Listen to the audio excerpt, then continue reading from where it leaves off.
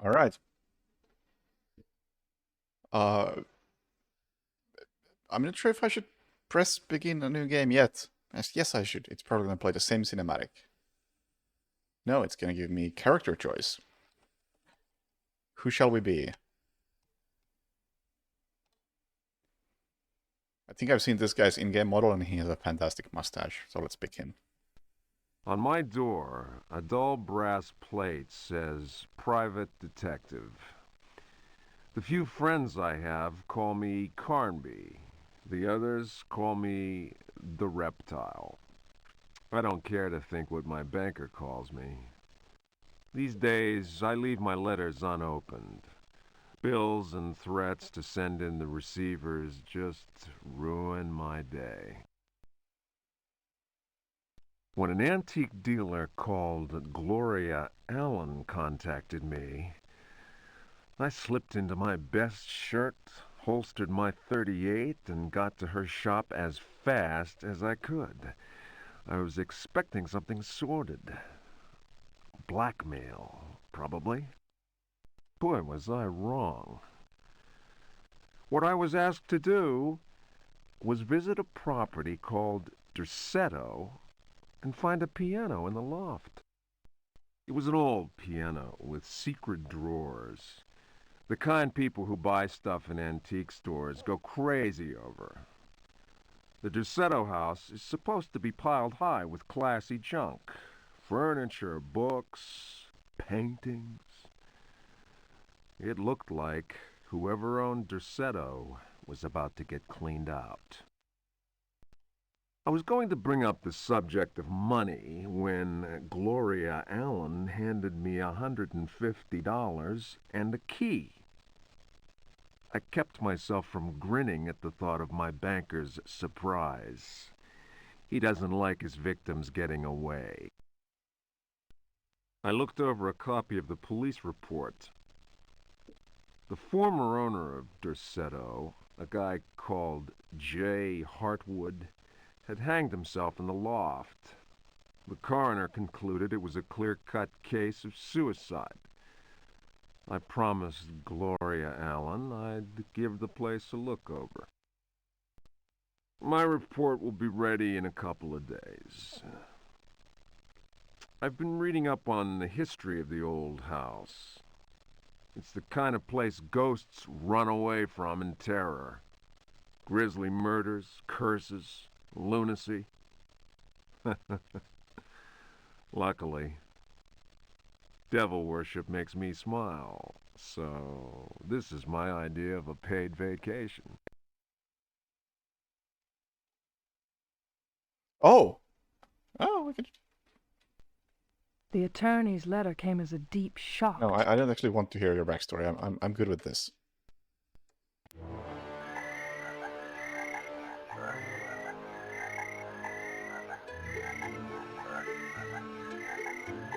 And this is the cutscene I was worried I was skipping by not letting it play in the menu.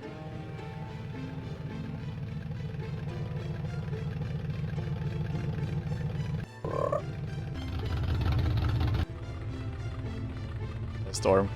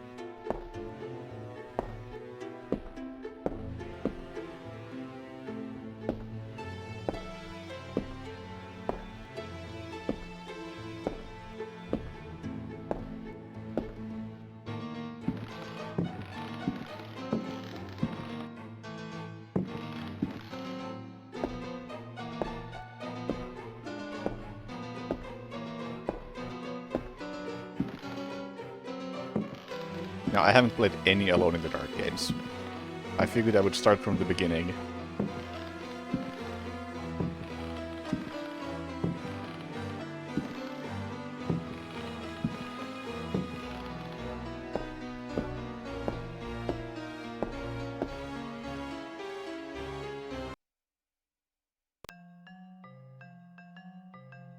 And that's where the game begins.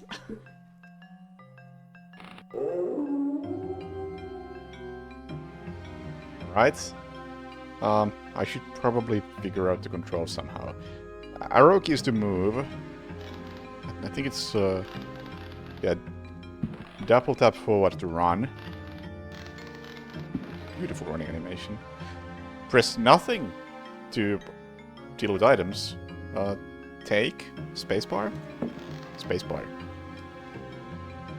Enter to go into a menu.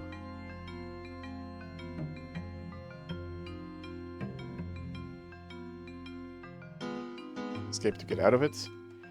Space to go into combat mode.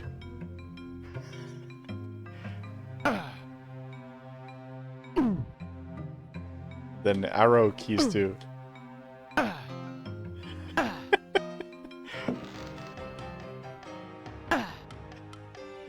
Oh, look at that! Yo! Yo! That's not cool. I'm not ready for this.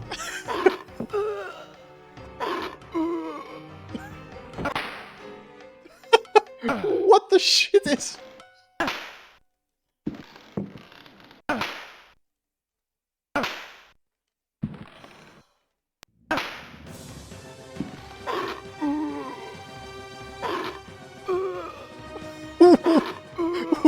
What the fuck?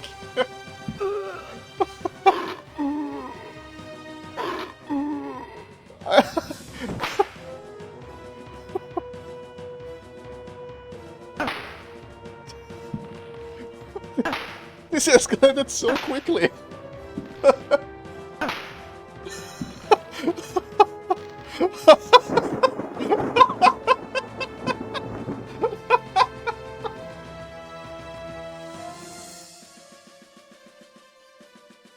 Is 11 my health?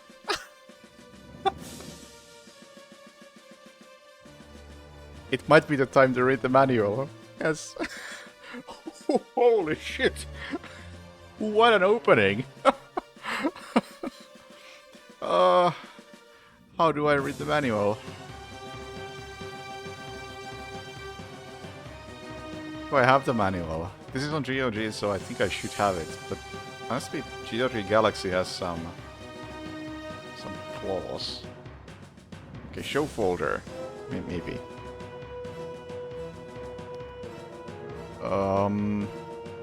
Well, this cloud saves. That's nice. Manual, the PDF.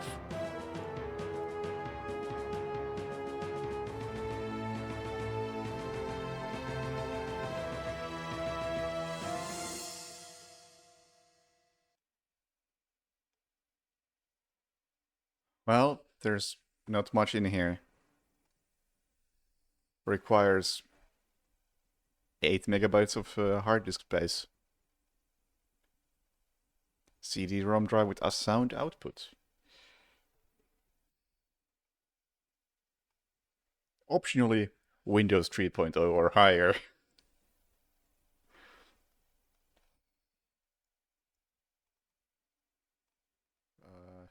Installations, how to play... There's also something called Jack in the Dark. Which I think that might be like the sequel.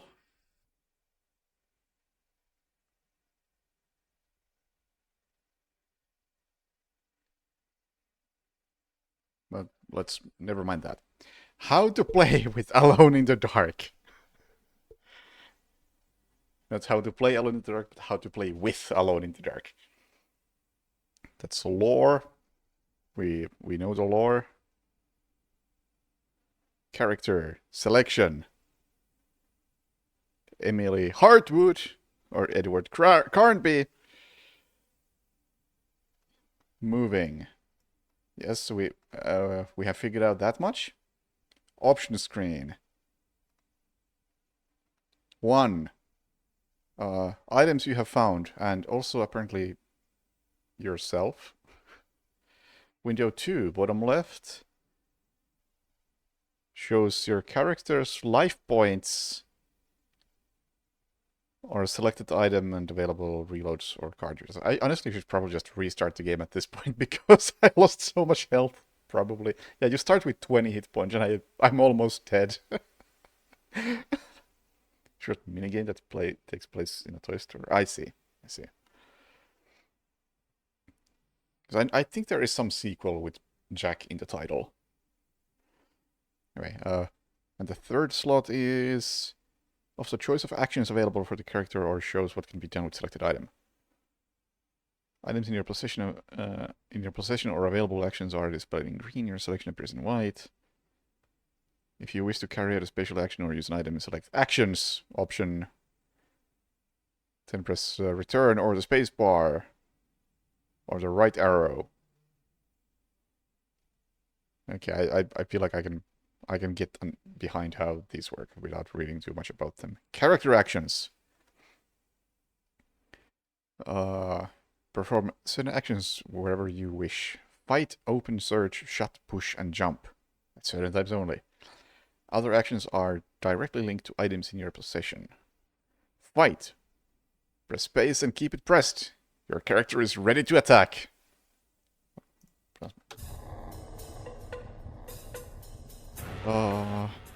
Remember to maintain both the spacebar and the relevant arrow pressed down as you punch or kick. Open search. Place your character near an item you wish to open or search. Press the spacebar. The character will then either attempt to open the item, door, container, etc. Okay. Keep space pressed long enough for your character to do the job. Shut. Your character will shut a door or trapdoor if you maintain spacebar depressed for a few moments. Push. Move large pieces of furniture, keep space pressed, and so everything is basically just press space. And sometimes jump option will be displayed in the list of available actions. Okay, so space to do everything except jump. And there are the 3 different jumps. Hop, jump, or leap. And they are all spacebar.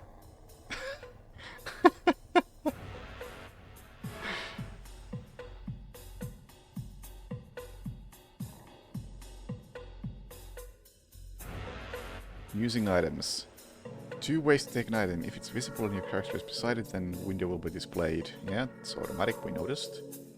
If on the other hand item is invisible, then you need to use the open search option. Using item in your possession. Yeah, that seems straightforward. S activates or disactivates sound effects. M does the same for music. P to pause.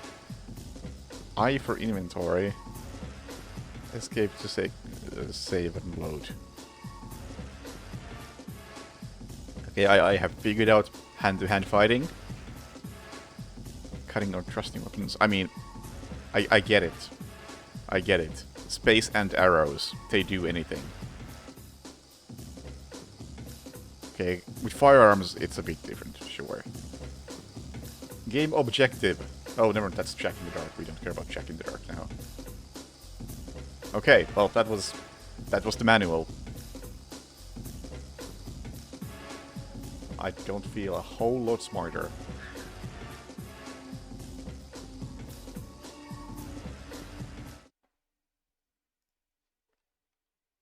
But how about... What if I press quit? How far does it quit? Back here. Okay, let's start over. Let's not lose half our health immediately.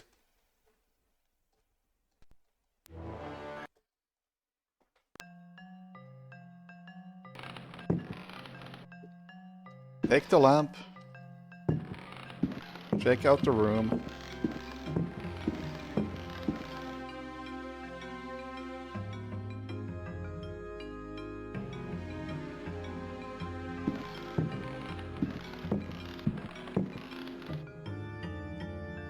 I'm trying to open and search things But it's the same button as fight, so it's a bit difficult.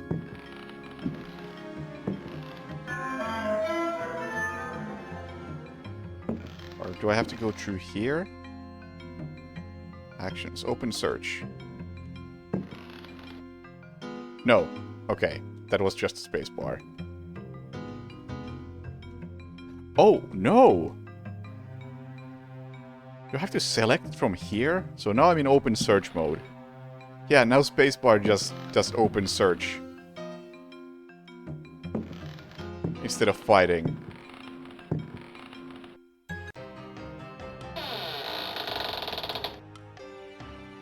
Old Indian cover. Alright, and now we're gonna have to fight, so I have to switch to fighting mode.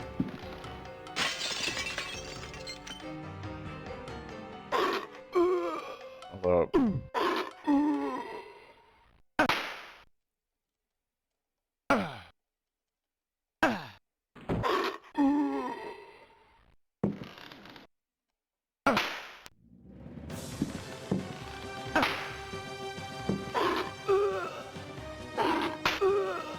This combat system is special, to say the least.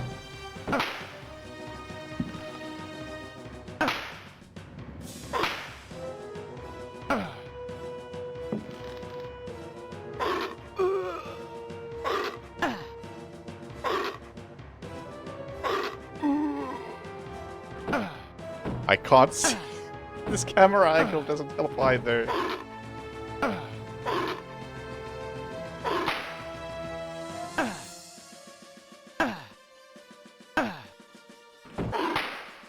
How's my health?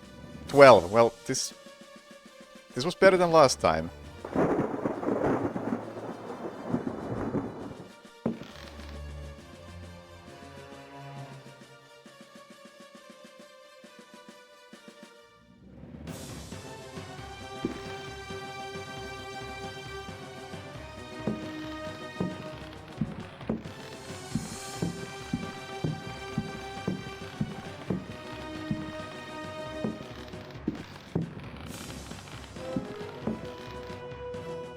Oh! Something happening. What? What is... This fucking game! Just...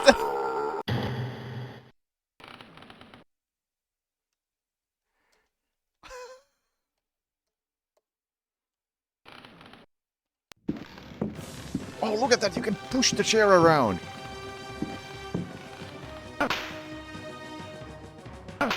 How advanced is that for 1992?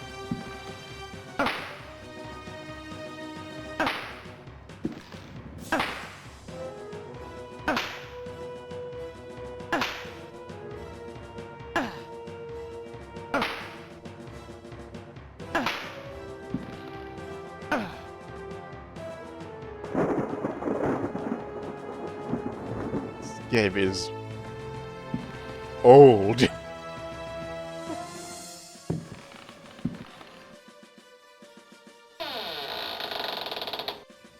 A rifle!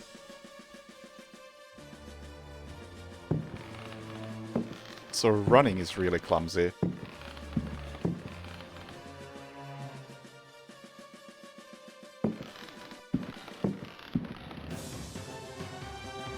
A book! I can throw it! Fragment of the Myth of the Golden Fleece. Translation, Edouard de Villeban. Hesperides Publications. Then Perseus came across Ichios. Okay, it's not that long. Then Perseus came across Ichios, who had been turned into stone. He spoke to his companions and said, "Beware of the Medusa. He who looks into their eyes is doomed to the same fate as that which befell poor Ichios, and will never more set eyes on Seriphos."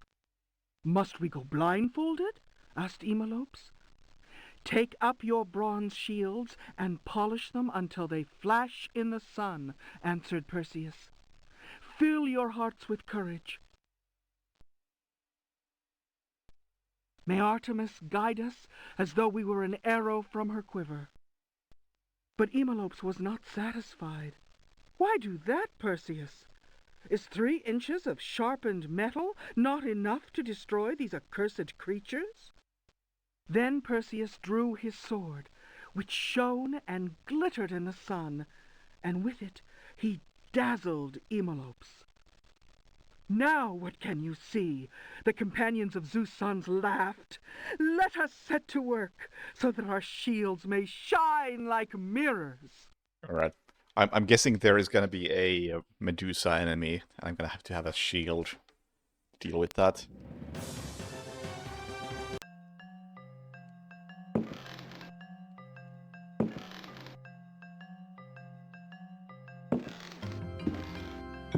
Yeah, but running just works like half the time.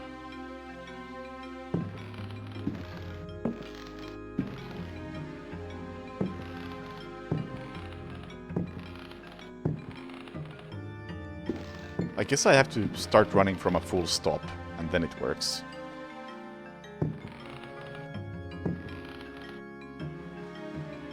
No, not even then. It might just be that the window for running is smaller than I imagine. Yeah.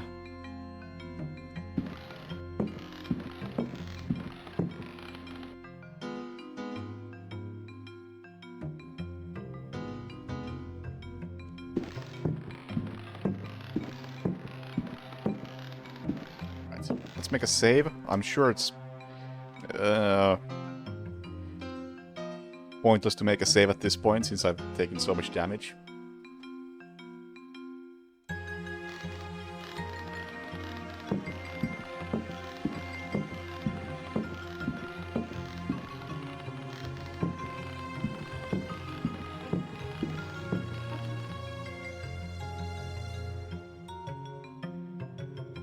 Or do I have to...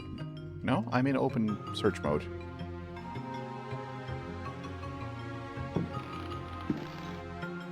Oh, I see.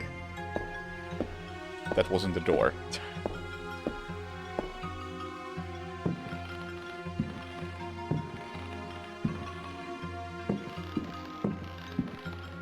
A bow?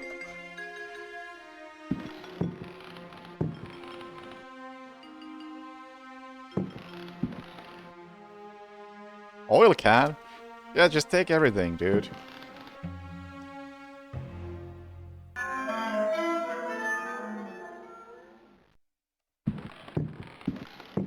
Who wants a kicking? I can provide. Oh, door opening is automatic. Despite what the manual said. There's definitely a trapdoor in the floor right there. It's rather obvious.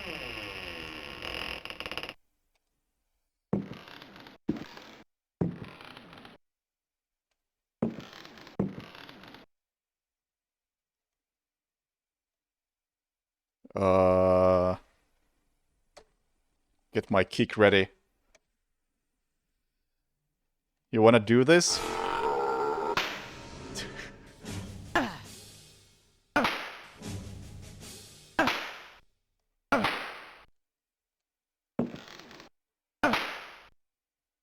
I wanna kick you into trap. I don't think it's possible.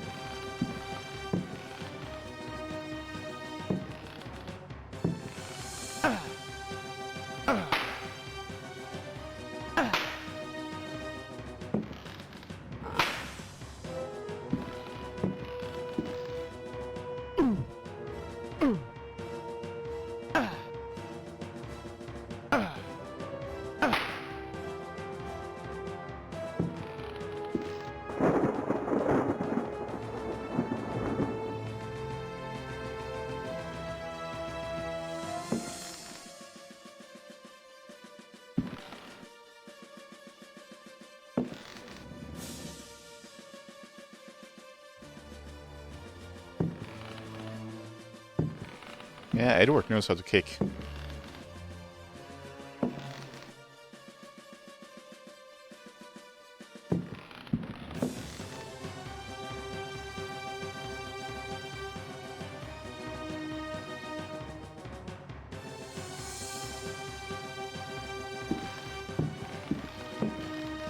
No, no, no, no, no, no, no.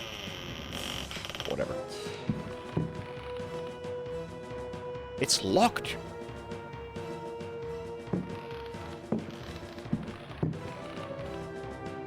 Take that. Take that vase. Can I break it? Throw.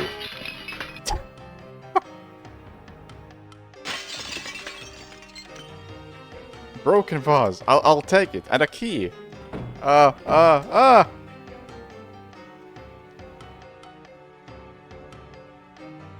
Use.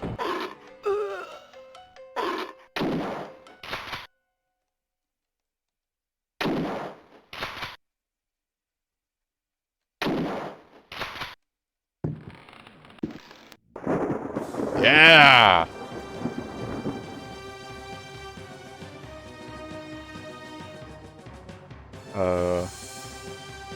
How do I unrifle?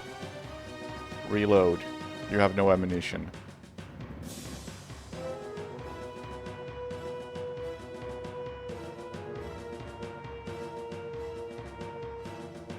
Key.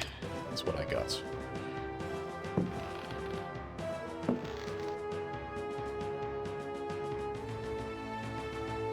Right, I'm in combat mode. Does it use the key automatically? No.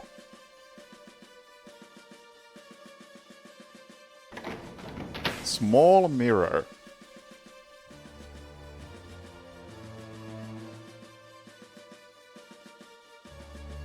Wait, I got 2 of them? Is this a glitch? Oh, it updated as what key it is. Nice.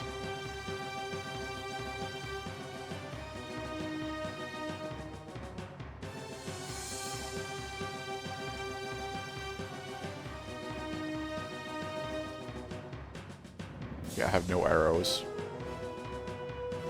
I think I can leave this. There's no room. Never mind. Okay, that lets me get past that. You know what?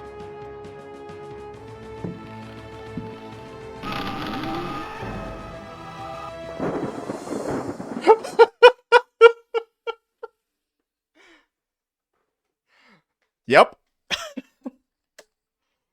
As expected.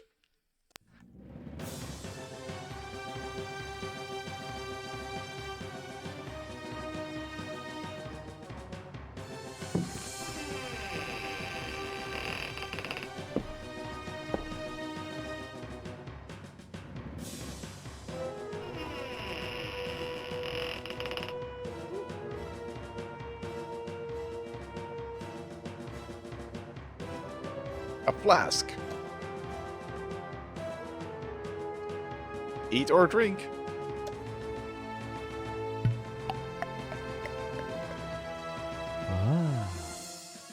Oh, that's full heal. I may have used that too early. In fact, I assume I used that too early.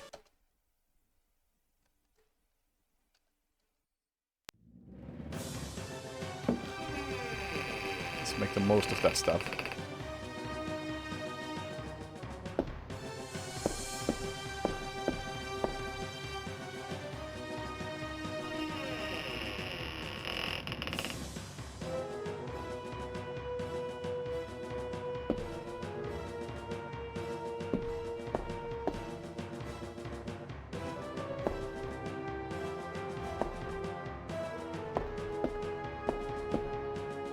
There's still something on the other side.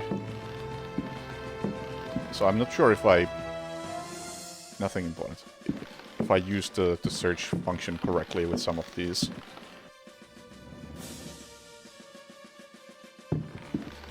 So I haven't been able to open any closets besides that one.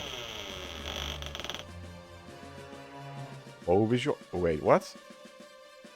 Oh! Oh!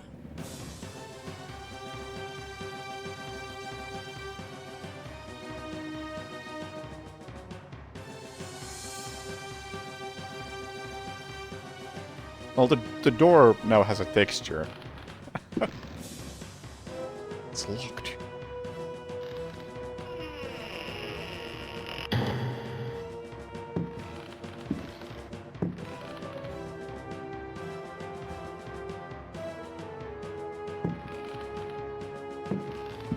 gonna tap so quickly. Start running.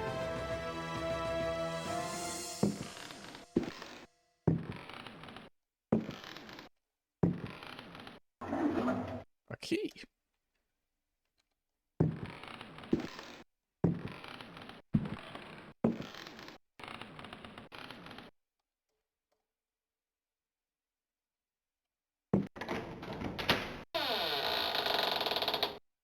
Oh, hell yeah.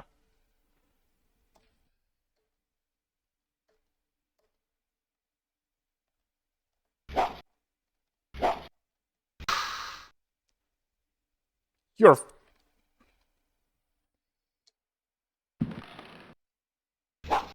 You're kidding me.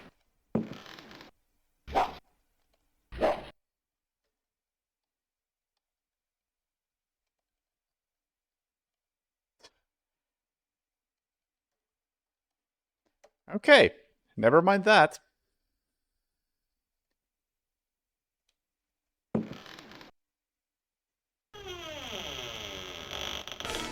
Oh!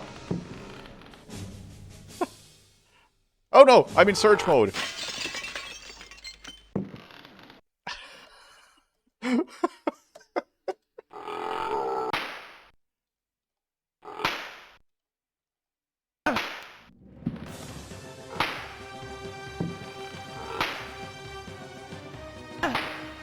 My kick still works though.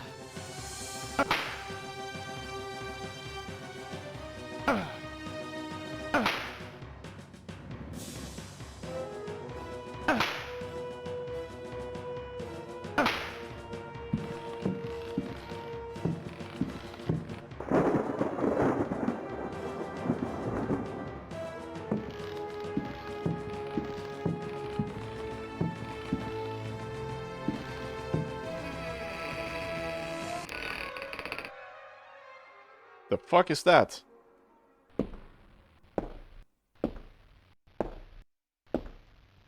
Hostile.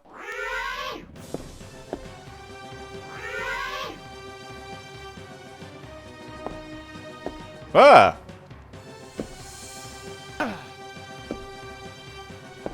I don't think I'll be kicking those.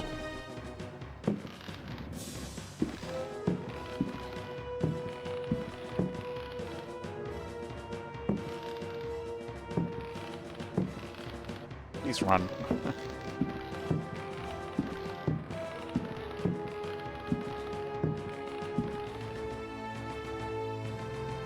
There was another path over here, so let's take a look at that.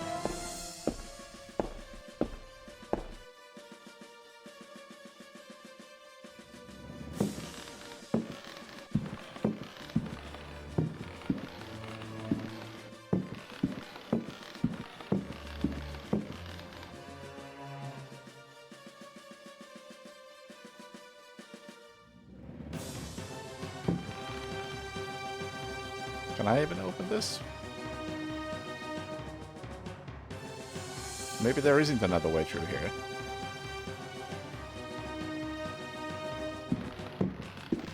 Maybe I am supposed to kill those things. Which seems a bit tricky.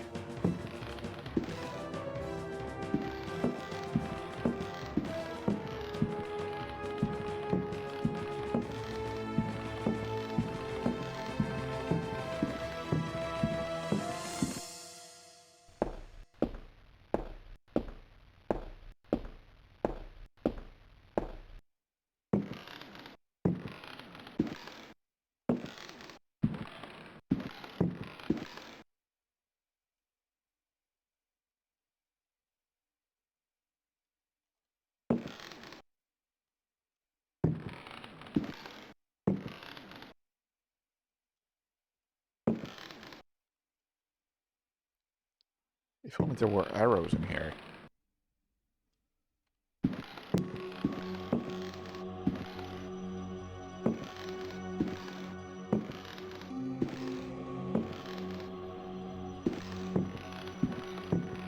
I don't see any other way to go, so I guess I have to fight. Somehow.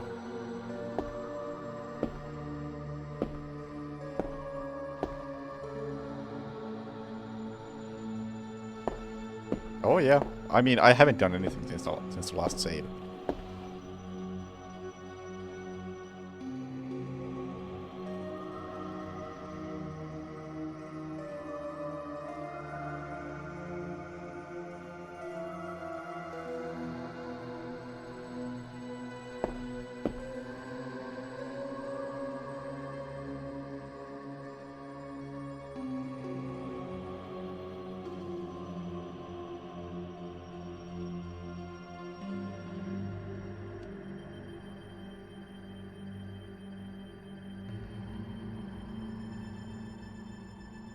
Oh, hang on. I can do this. Reload. Lamp is full. Yeah. Lamp is off.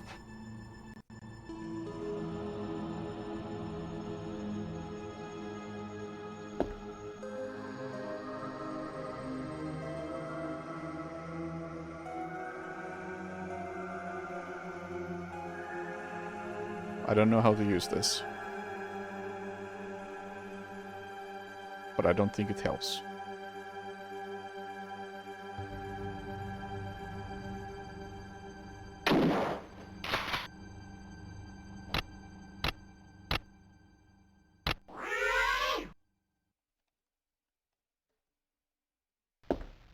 Calm down, I'm gonna punch you. Sorry, kick you.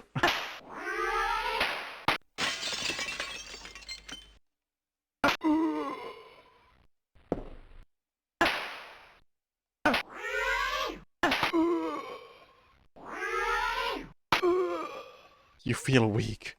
I don't think this is the play.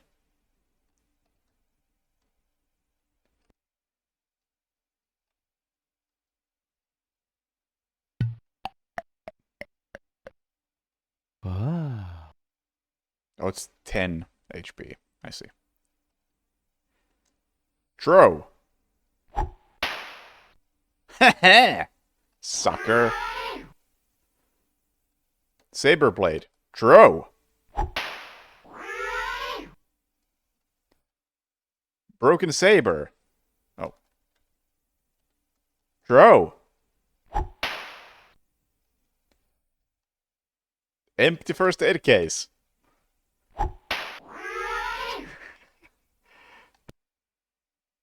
Wait. What? The enemy hit me and these mirrors broke?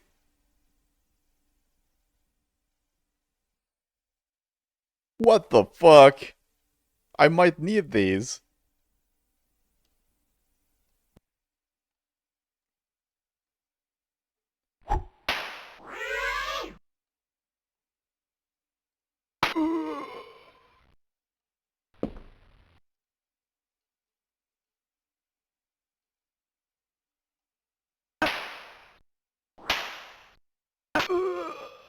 You know what? Perhaps it's time to load. We'll go back for the saber, and maybe I can use the saber just enough to kill one of these things. Or maybe it breaks if I hit a wall.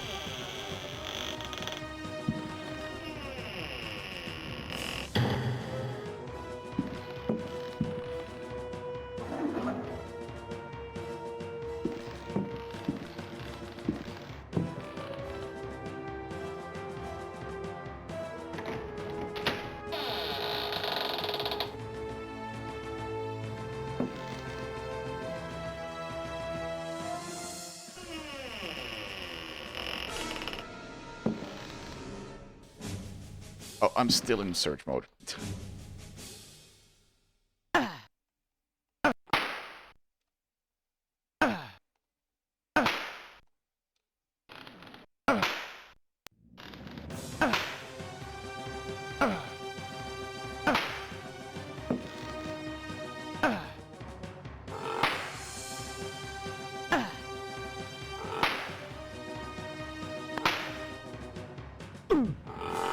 Oh no!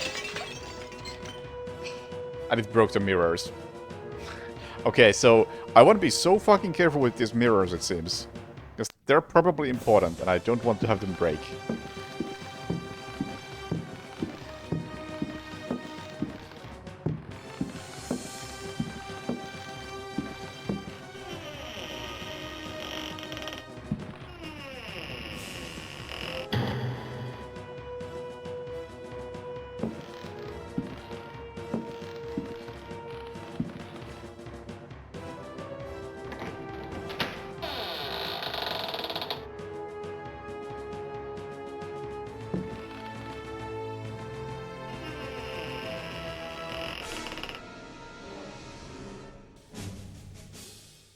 search mode.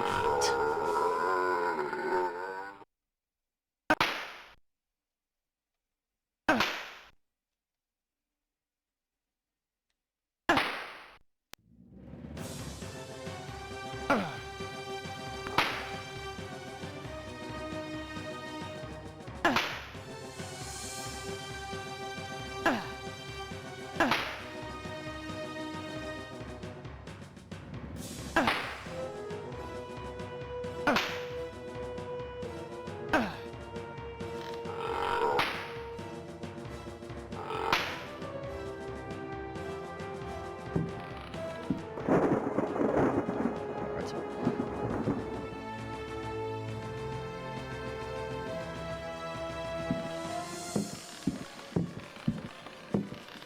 Let's try to use the saber against those things.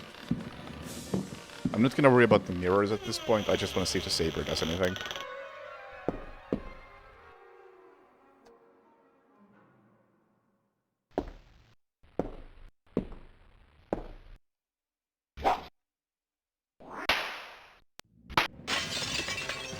Well, there goes the mirrors.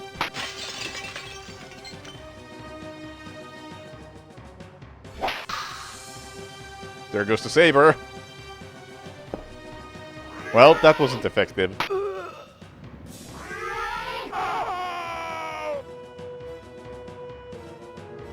Yeah, I can walk down / south. But there's just another one of those same creatures.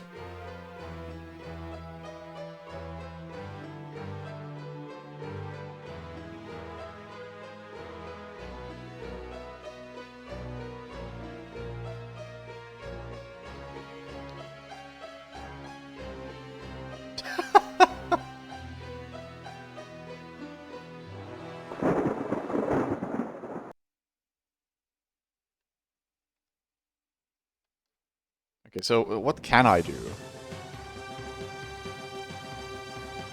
I can't really kill those creatures. Have I missed an item somewhere? And by the way, any sort of suggestions on things to try out, go nuts.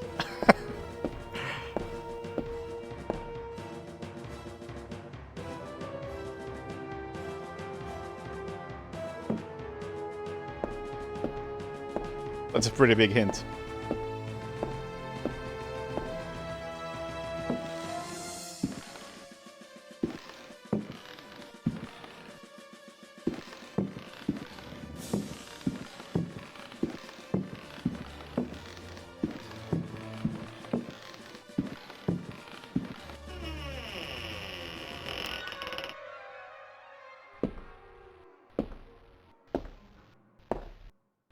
Something to do with this, perhaps. Yes. Oh, it's fighting itself now. Or I guess these reflect so they can see each other or something. You don't have max health in this? I'm not sure about that. I think I was at 12 health at some point and I healed and I went back to 20. So right now I could use the healing, I'm for sure, but I think 20 might be the max. Yeah, that was a pretty big hint. Okay, so they saw each other.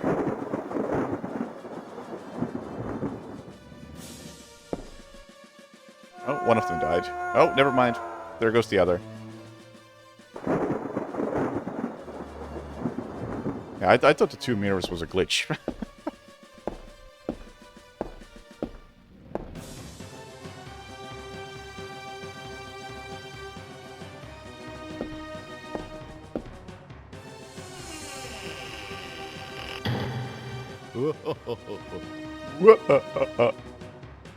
This is gonna kill me, right?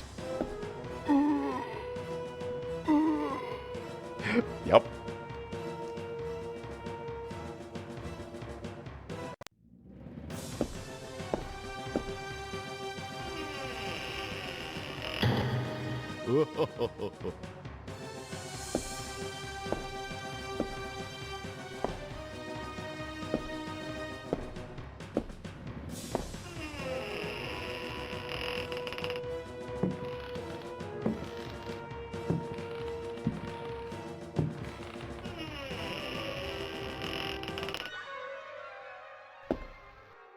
What is this? It's getting punched! Sorry, kicked.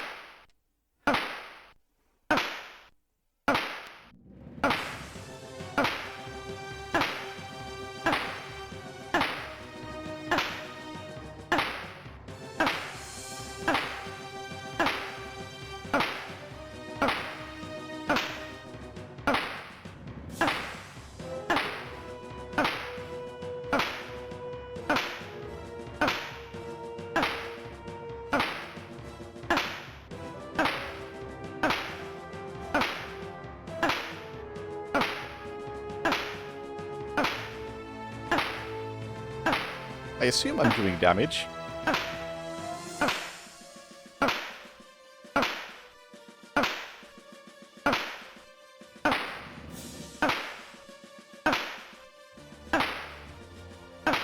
Maybe I'm not. Oh, you can have the tub. Ah! First aid kit. Oh, thanks.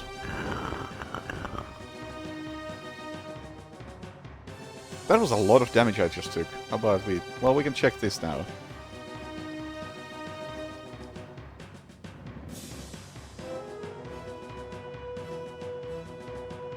Wait, did I not get the other first aid kit? I didn't get the other one.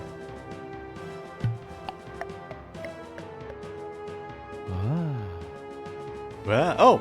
25. Alright. Wait. Or did I just use 2 at once right there? No way. No, I haven't been here. I want to go back and check if I got that other one.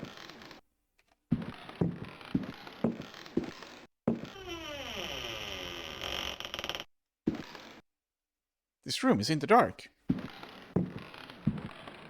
I don't know how to get out of here anymore.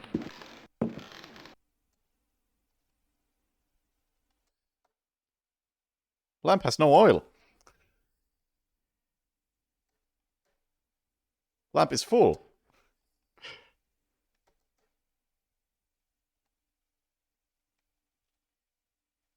Well, I'm glad I got out of there.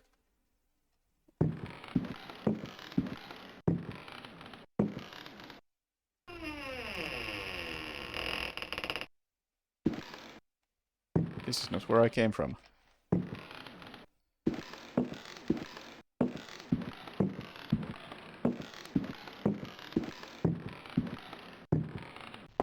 Yeah, I really was alone in the dark for a moment there.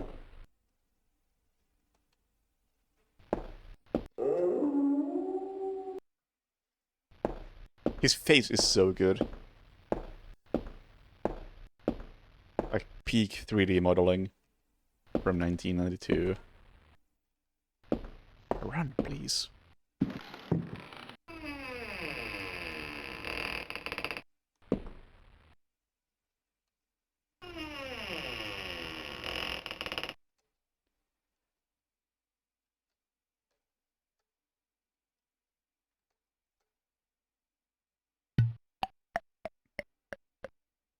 Ah.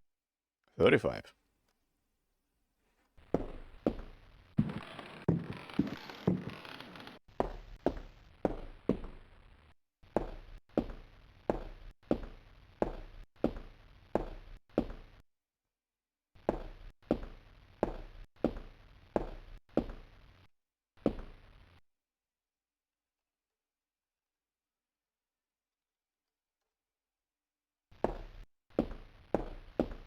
Okay, let's check out all these rooms.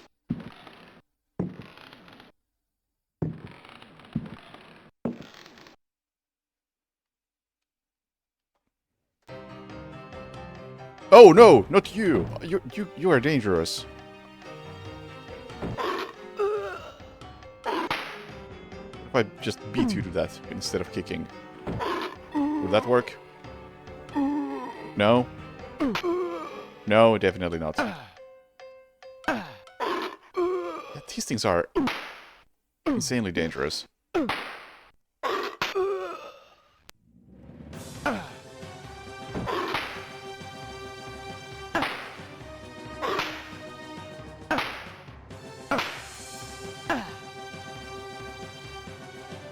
Okay, that wasn't too bad. Notebook. Diary of Jeremy Hartwood. September 27th, 1924. I have decided to keep this diary. Too many inexplicable events have taken place recently. Never have dreams so haunted my every waking moment. Perhaps my romantic mind was too dull, and has only now woken up to these new paths and visions. Some, seeing my recent paintings, may question my sanity. I can only ask them, what is sanity? Where does madness begin? September 28th, 1924. The night is pitch black. I am again drenched in sweat. I was wandering in the dunes, among giant standing stones. They were arranged in a circle, and the wind whistled about them. I plunged my hand into the soil and felt that repulsive thing which was trying to catch me. It seized me. I struggled to break free of its loathsome embrace and managed to tear my hand away. It was covered in sticky substance. I was gripping a knife. October 5th, 1924. The stone circle is a pentacle. Derceto's library is filled with books on the occult. I will study those books until I find some explanation for the dreams. The visions that haunt me must be connected to my discoveries. I shall have to undertake a profound exploration of my dreams. December 16th. Dear God, I have found the knife. It was hidden here, and what I have learned fills me with apprehension. It is a sacrificial dagger belonging to some unholy cult. The thought of that blade tearing through human flesh horrifies me, yet I must continue my research. Derceto is a storehouse of treasures. Was my father right, after all? January 23rd. I spend all my days plunged in dusty books. The servants are convinced I am mad. At night, I awaken them with my screams. The dreams are draining what sanity I still have. I have tried staying awake, but in vain. My visions have changed. No doubt the influence of my father's research. February 7th, 1925. The Dark Man, that is what I call him, has revealed his true face to me. He appeared, as usual, near the fireplace, but this time he approached me. His terrible smile will haunt me to my dying day. His breath was ice, and his burning eyes froze me. I could not move. I know, as surely as I have ever known anything, that the face I saw, the face that has turned my nights into hellish torture, is the mask of death. March 10th. My exhaustion is beyond description. The endless reading burns my eyes. It seems that pirates frequented the area. Dr. Herbert insists I keep to my bed. I have moved to another bedroom and sleep much better now. The Dark Man has not gone, however. I know it. He will wait for as long as he must. Unless I, Jeremy Hartwood, can find a way to send him back to whatever hell he comes from. I like how he had to specify his own name there, in case you forgot. March 11th. My poor knowledge of Greek and Latin is a serious handicap to my reading. I have, nevertheless, made a great step forward. I drew the symbol on the floor. He can no longer go there. I want him to understand that I can do the same thing in my bedroom. I can imagine his rage and frustration. Only last night he found his way back into my dreams. March 13th. The translation will seriously dent what money I have left. I cannot paint. My pictures are clearly the work of a lunatic. The Collector Thornhill's embarrassed smile was proof of that. March 29th. He has come back. He found the door to my dreams. I am too weary to attempt any defense. I have no strength left to fight, and he knows it. He considers me dead already. Could I possibly? March 30th. How ironic! The cave my father sought for so many years is here, beneath the house. Waits. The butler discovered a crack in the cellar wall. A breeze blows in through it, icy and repugnant. I am filled with horror at the thought of my father dying in this place. This voice actor knows what he's doing. I will carry to my grave the vision of his face contorted in the agony of that fatal heart attack. His body was twisted. He had wept. His fingernails were torn and bloody from scrabbling at the floor. Dr. Gray concluded that death had been due to a heart attack. It was Waits, who some time later was informed that my poor father had in fact bitten off his tongue and choked on his own blood. March 31st. I explored the caverns in a dream. The dark man came with me. Strangely, I felt almost well. How can I describe what I saw? No. What words are capable of explaining such evil? I realized that my death was of no interest to him. The dark man wants something else. He seeks a body. His avid servants are now free. I am the cause. It is almost funny. A curse is on Derceto. From the foundations to the very rooftop. I can no longer struggle, let alone eradicate the evil that grips the house. The end is very near. I can feel it. I have taken the decision to... May he who finds this diary pray for my soul. Well done, good sir. That was some good acting. Hey, Bakuman.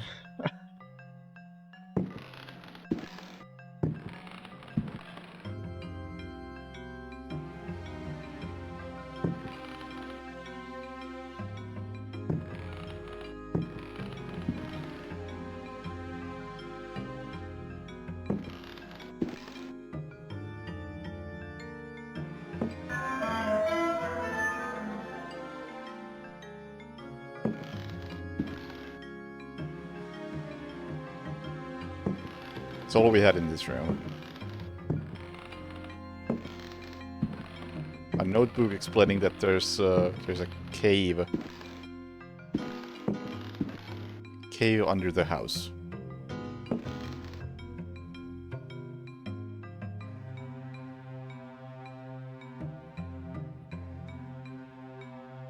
How do I turn the lamp on?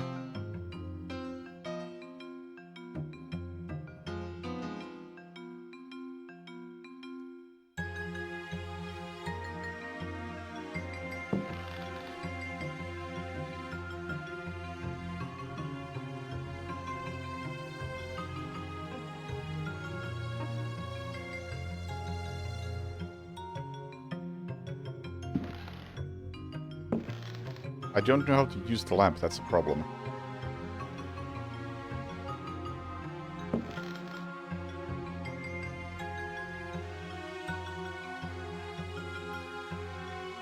Or do I need a lighter to use it?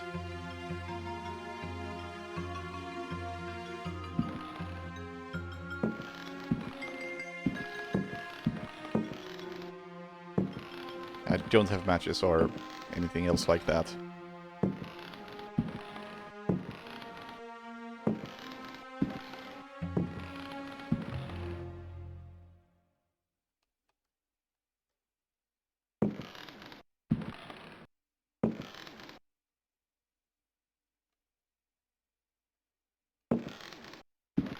You know what?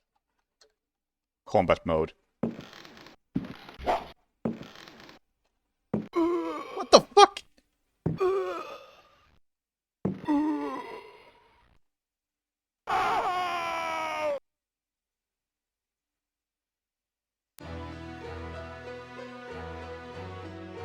Alright.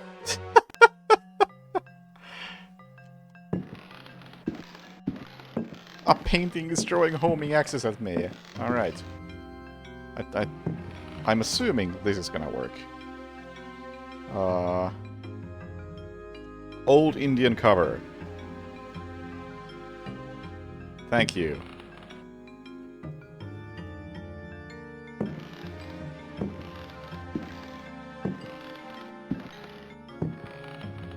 Beautiful painting.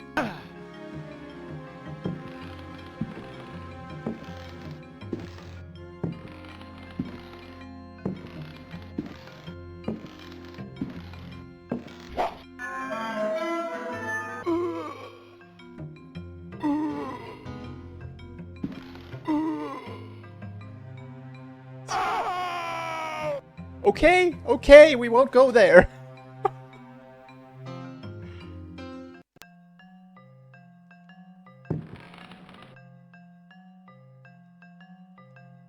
I'll put the painting on there just in case I have to,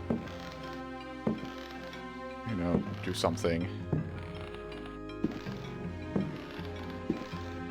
I hope this is the correct cover because it's specifically an old Indian cover, and on the other painting there's an Indian. So maybe this belongs on the other one, but it seems to work here. Now, legit, if somebody knows, am I supposed to be able to use the lantern, or do I need an item for that?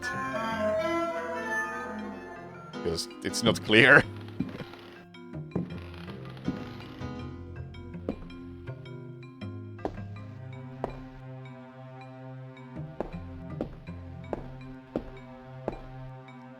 Oh my, this place is big.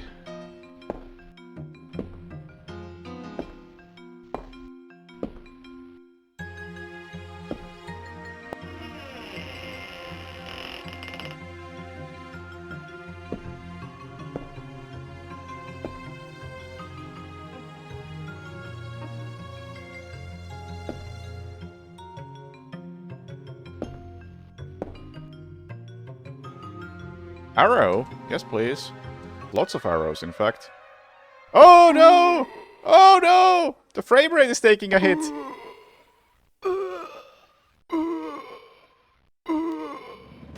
I'm stun locked.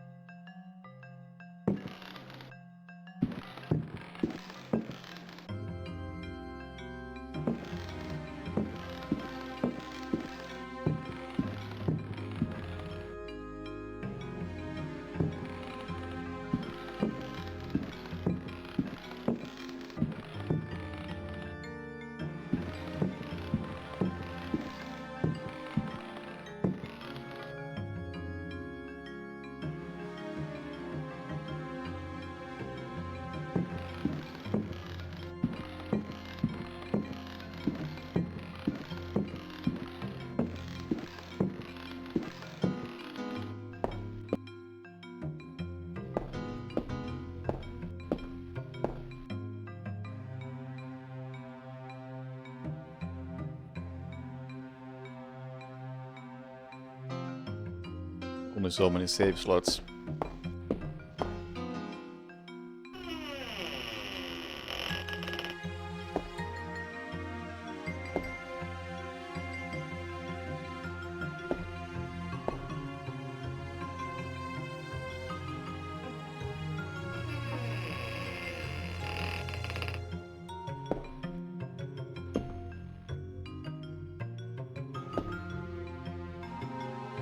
Biscuit box?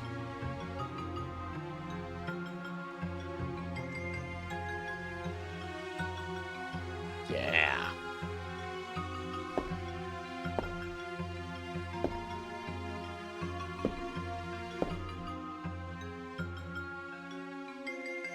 Couple of knives.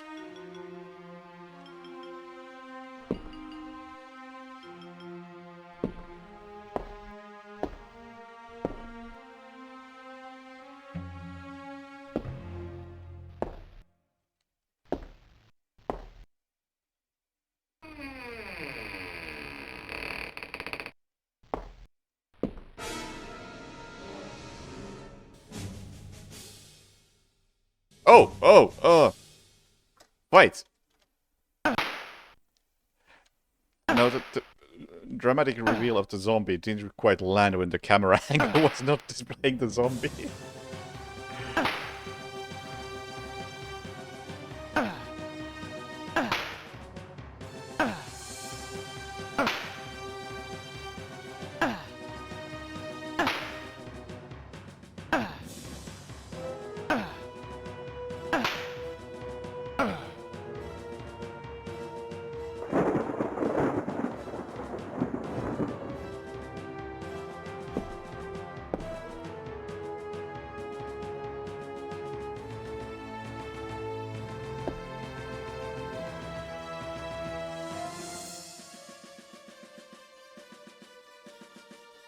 Ooh. 6 shots.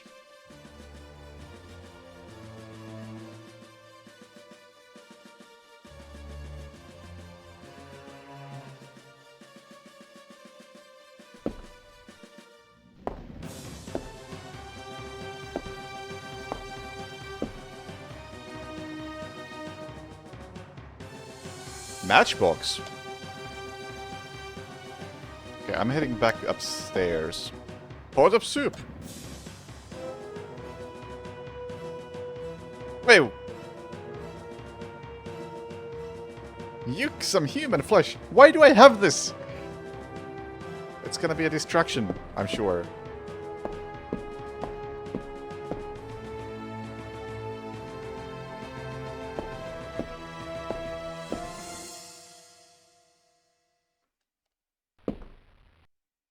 Oh, wait.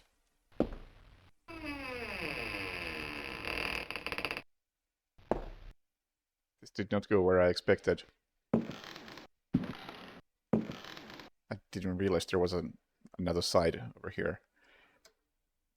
Are those for the revolver? Those look like shotgun shells.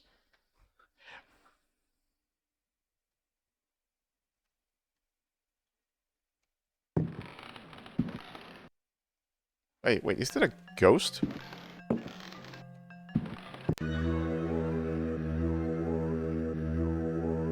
You cannot carry...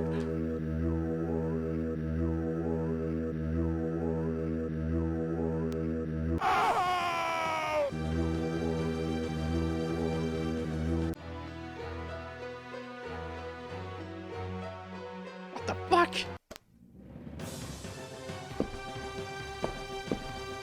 I'm gonna start dropping shit that I clearly don't need. Like... I don't think I need a shoebox. Or an empty box.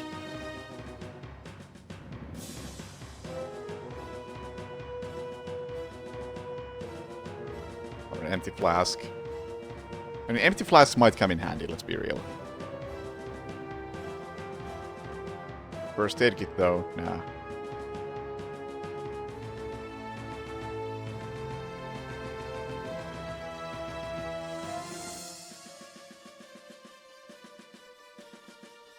Yeah, exactly. Or maybe I have to refill it with something else. The saber? I'll hang on to that for now. Chest key is now useless.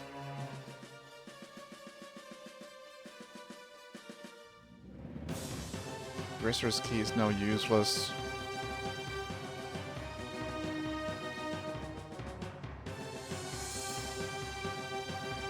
Empty oil can.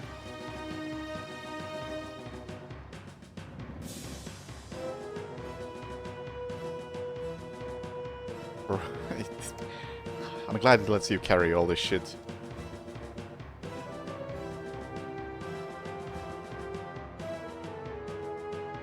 That's about it as far as things I want to drop go.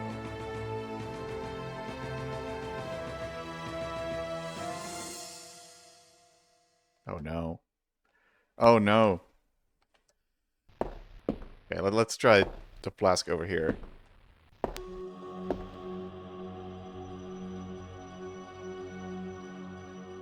Oh, I can't. It's actually not an option. I guess that settles it. Probably not useful.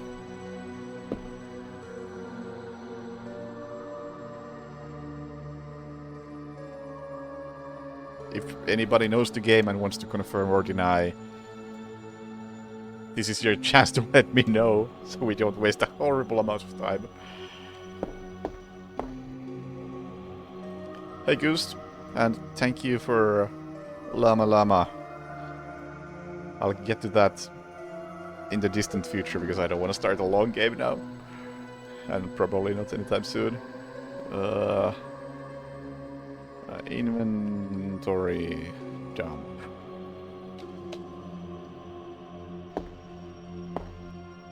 Oh, right. Actually. Big matchbox. We can save right away.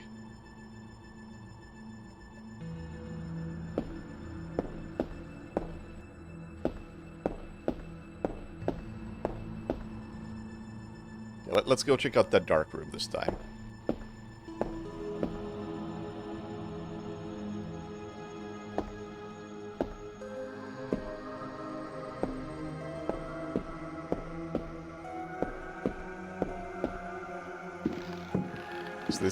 This game is very old. That's the most I can say about it. It's got great voice acting though. That is unquestionable.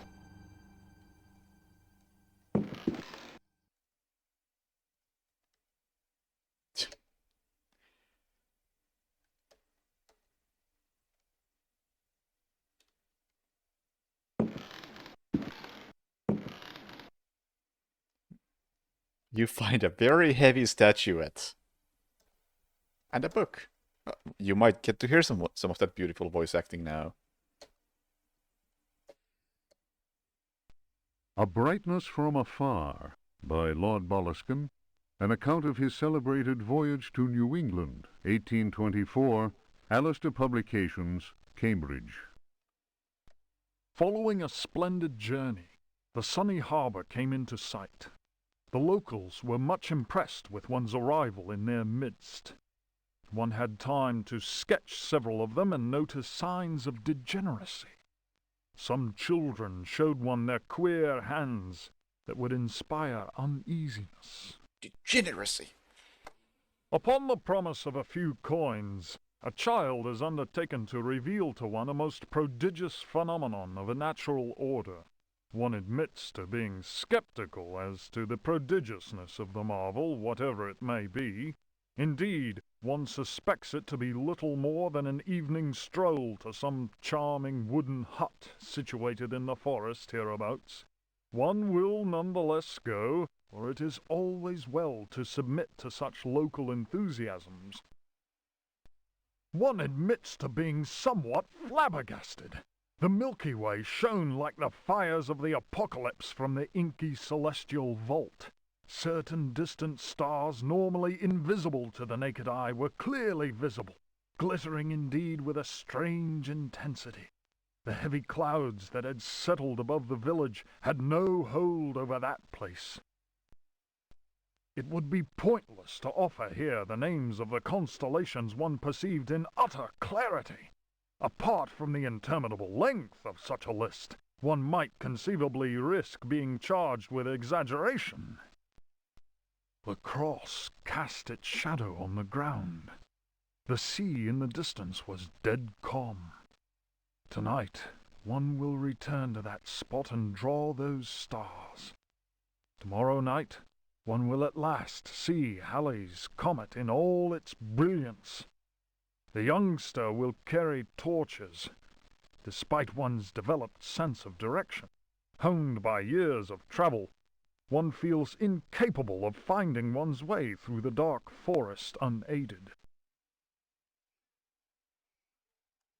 And regarding getting used to controls, it is actually very, very easy to get used to the controls because there are not many of them. The only thing that feels really clunky about the game, I mean, everything feels clunky, but the only thing that is actually something that doesn't work well, or as well as you would expect, is that the double tap forward to run apparently you have to click it really, really fast, and it just doesn't feel intuitive as a result. That's the one thing I would change about the controls. Everything else is as clunky as you would expect. And accept. Also sucks to hear that, Death Knight. Hope it's not too long.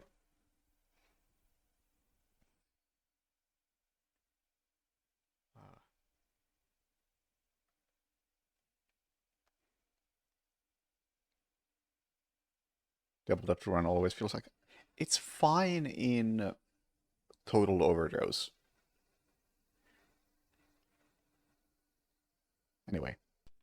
The drawings will, one is convinced, set light to the souls of men.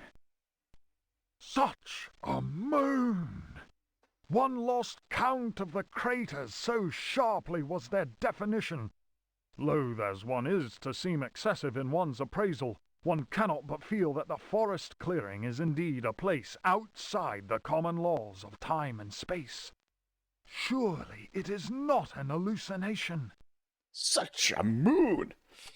How strange to consider that idle conversation, some research in the British Museum, and a voyage to this backward village should culminate in so astounding a discovery. It may be that others have noticed the extraordinary nature of that place.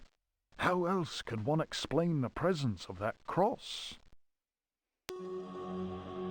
So I gotta show you guys the previous thing that I found. At least a bit of this. There was such good voice acting Diary here. of Jeremy Hartwell. Towards the end, the man was losing his mind a bit.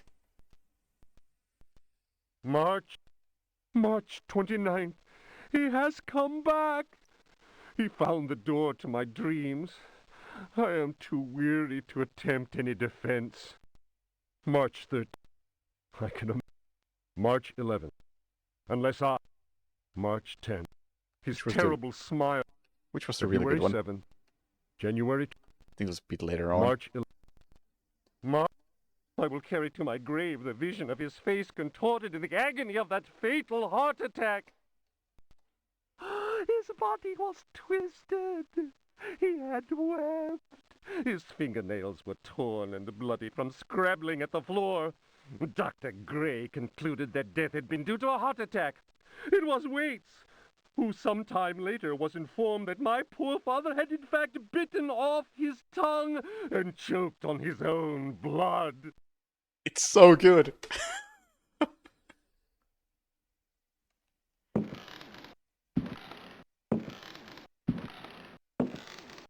Yeah, I think that's a very heavy statuette and the journey were only things in here.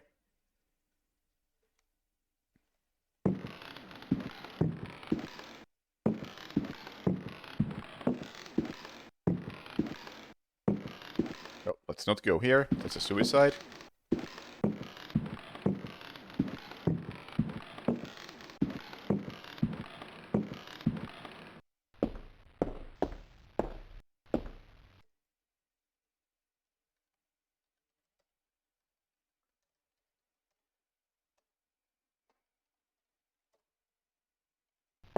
Can I open this? Thank God I can't, because too many ways to go. Do I have a key that opens it? It's locked. Okay.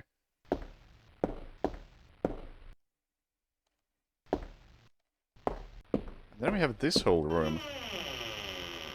I don't know what I can do about the ghost. You can't carry anything else. Does that mean that I have to dump my entire inventory in order to be able to carry that?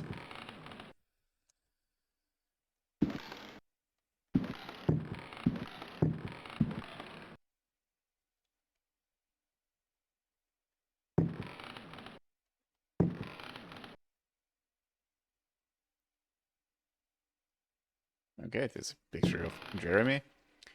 A poker. And a matchbox.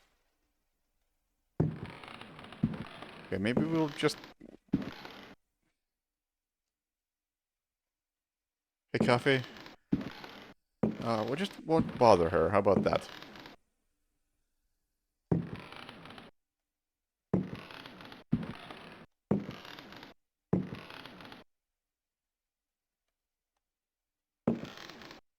Yeah.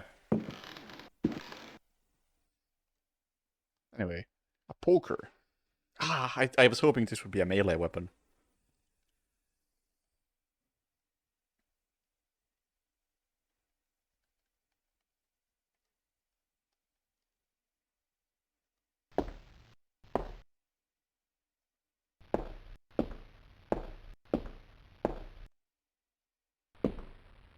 Okay, I haven't been here yet.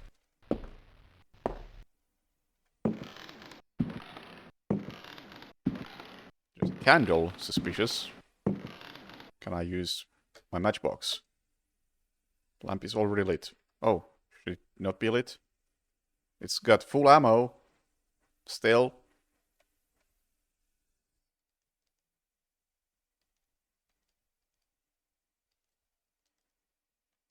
Who knows?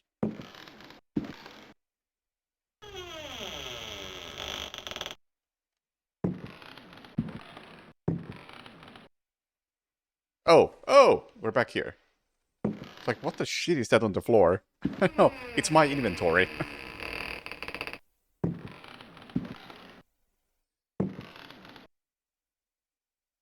Sirs? Don't mind me. Or if you do mind me, do it one at a time.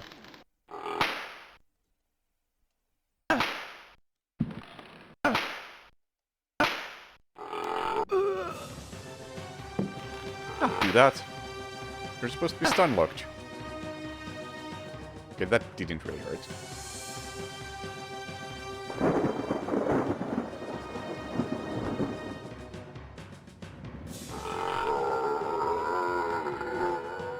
They actually are doing it one at a time.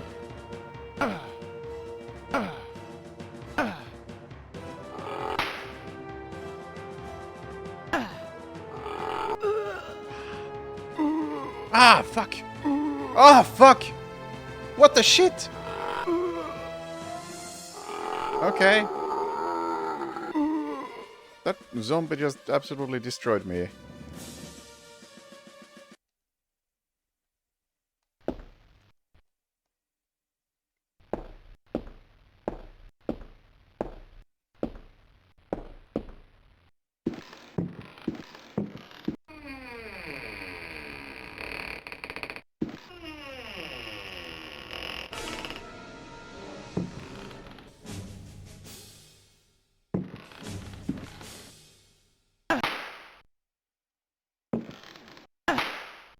I hope the remake from last year has this sort of combat.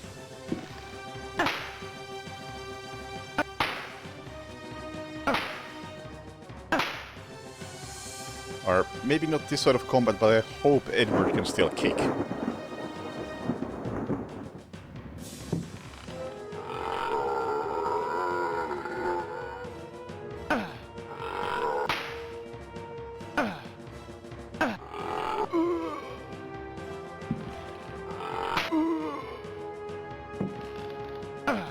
I don't know why this zombie is so much tougher than all of the other ones.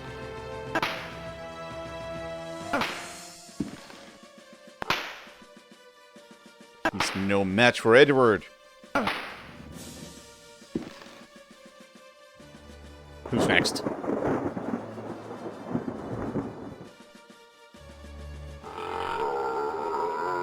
You wanna do this?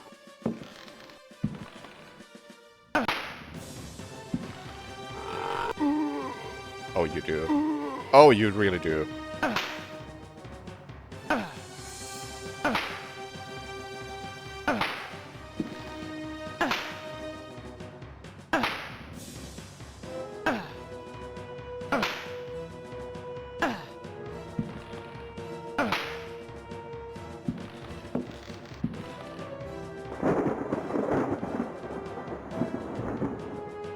The kick is far from instant.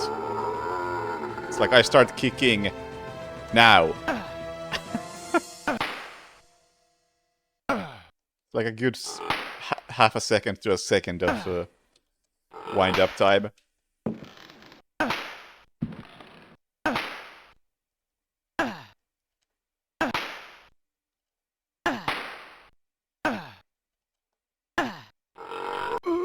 I can't tell what's happening. Not enough pixels.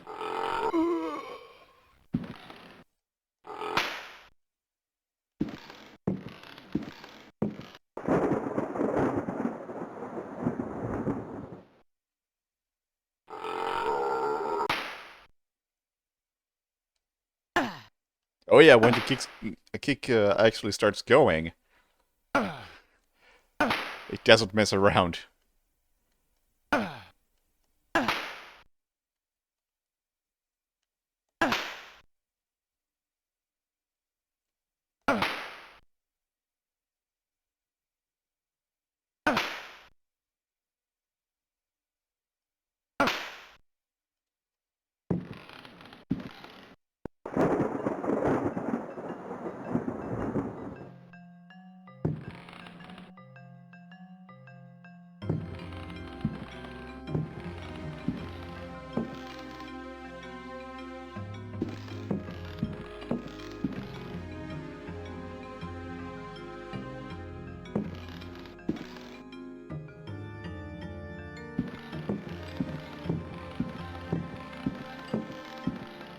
And look at this chair physics. Insane.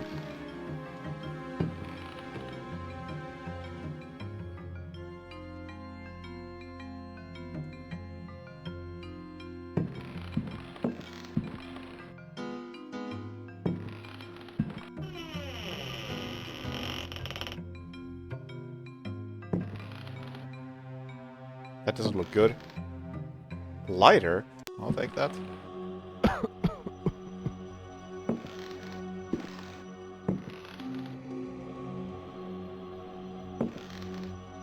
Does this hurt me?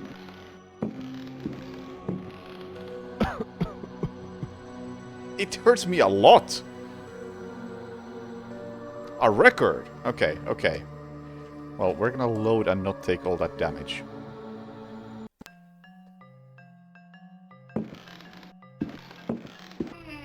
I hope.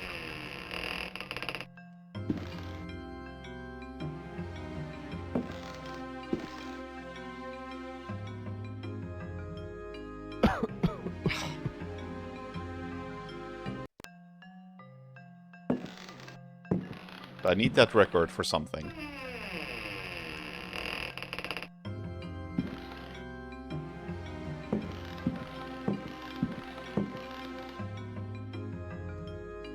The book! Ah, fuck it, we'll take one hit. Call that acceptable. Wait, what happened to the book?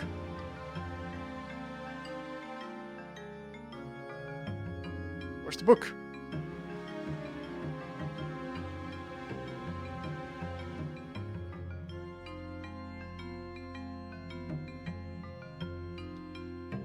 Don't know where the book went. It's not great.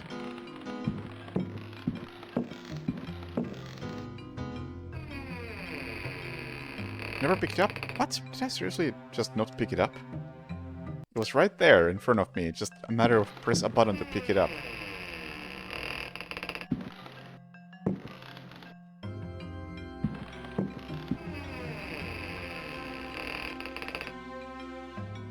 Well, I didn't mean to go here, but if I can avoid the smoke...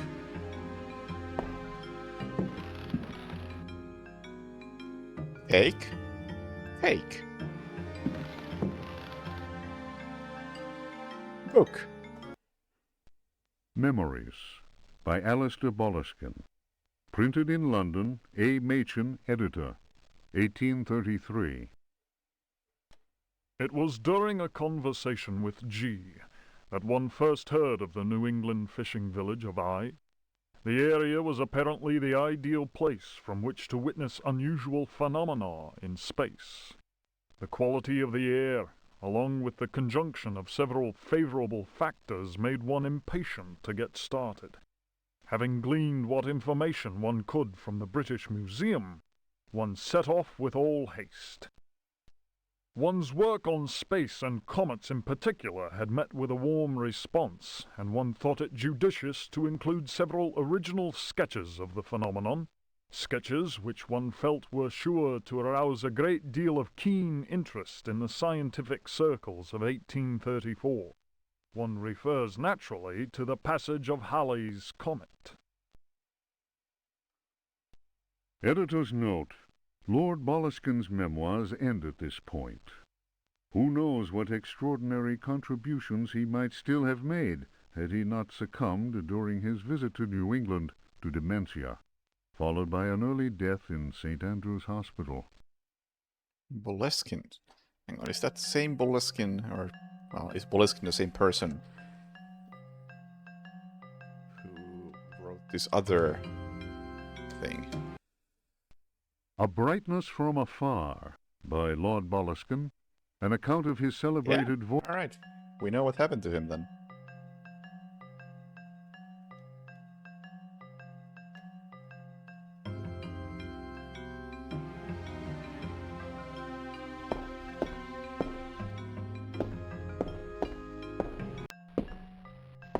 Yeah, let's go play the record.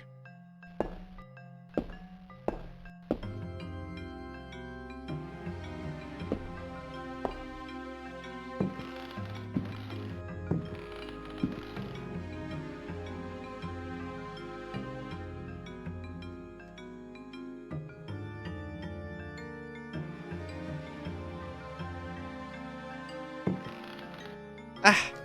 How?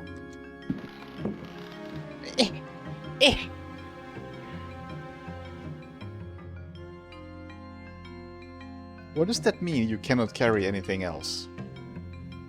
I don't want to carry it. I want to use the record.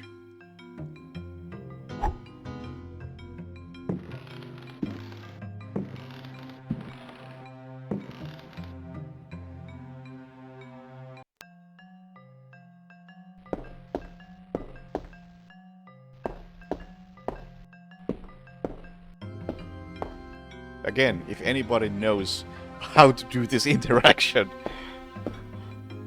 feel free to let me know. I don't think the puzzle is meant to be work out what button to press. Like, surely I'm not meant to dump my entire inventory so I can carry this. Especially since I don't want to carry this.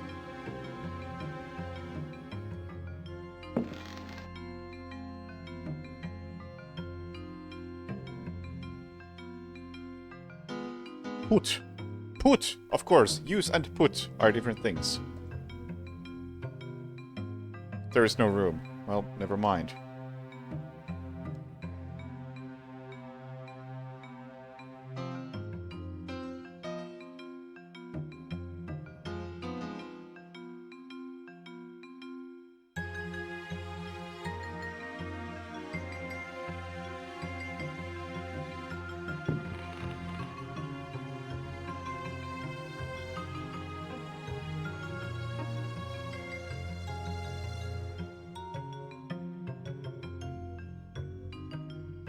So this is the wrong room? That sounds... So I am actually supposed to dump my entire inventory. That's... Why? And I don't even know what this record is. I can't investigate it. Maybe that's Dance of Death? Who knows? I don't.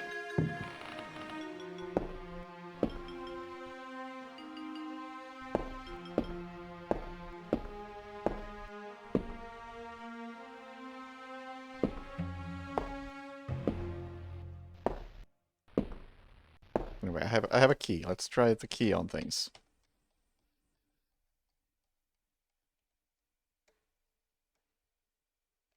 It's not for that thing. I think I already went here and... Oh yeah. Oh yeah, I remember this place. There's some arrows in here. We don't want to take those. It's a bad idea. There do be spiders in this room.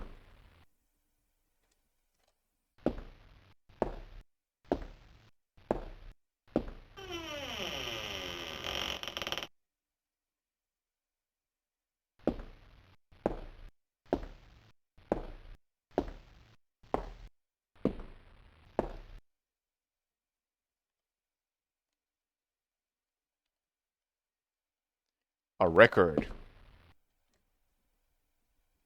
Well, I have 2 records, but I can't look at them.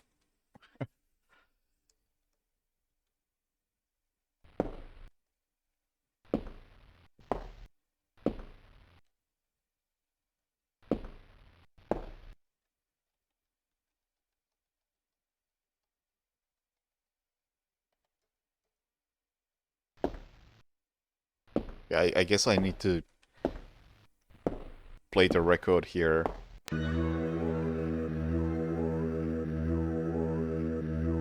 Let's not do that.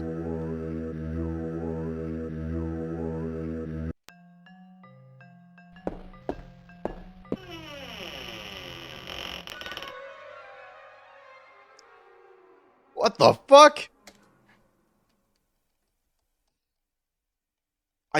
I have a revolver.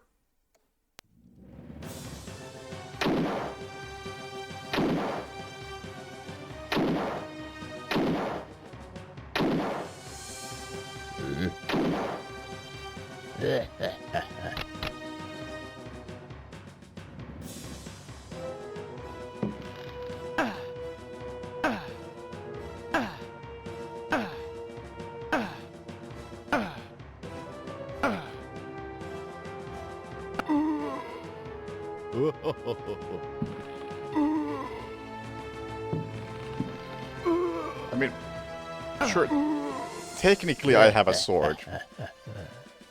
Technically. Oh, my rifle has 1 bullet. This thing is tanky as hell. Knife.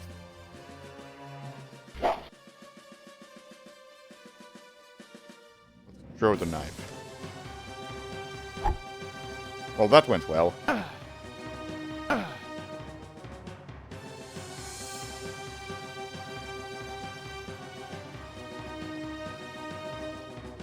Very heavy statuette.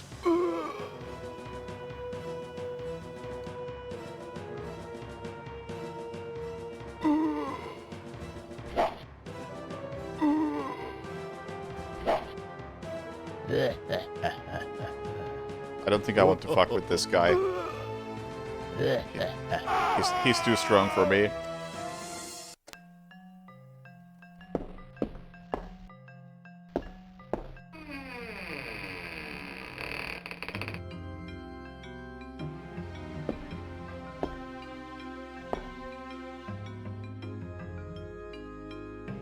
Oh right, I do have ammo that I could consider using.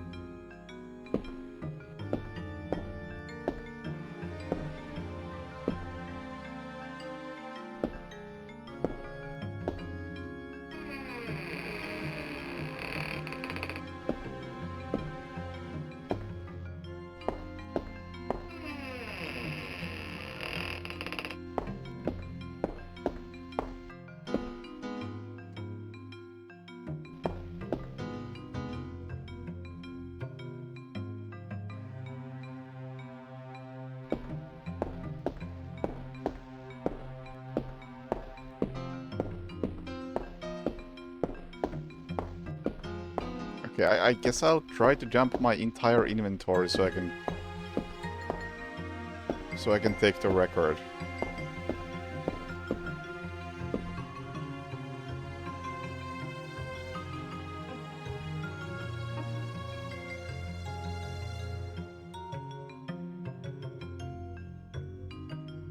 This may take a while.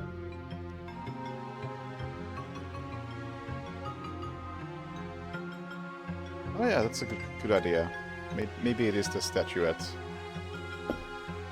But hang on, where did I get the statuette from? Because I feel like I've tried to pick up the gramophone before I had the statuette.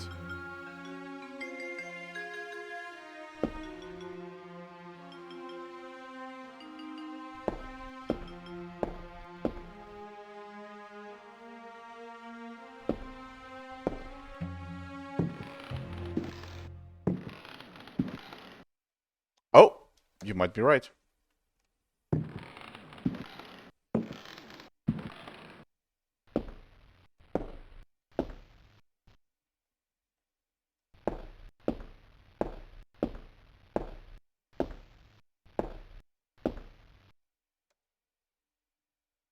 I couldn't take the...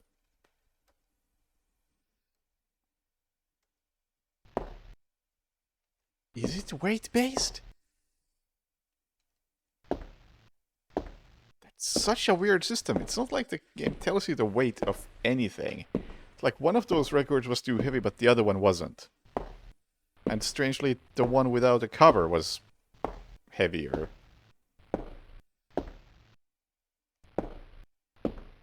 Must have been heavy as a really heavy thing.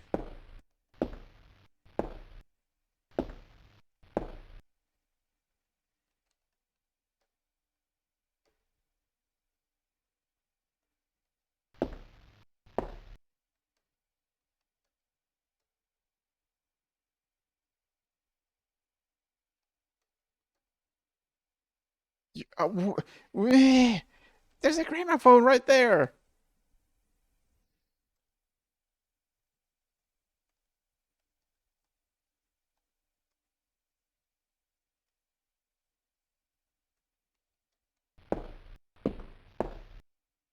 What the hell?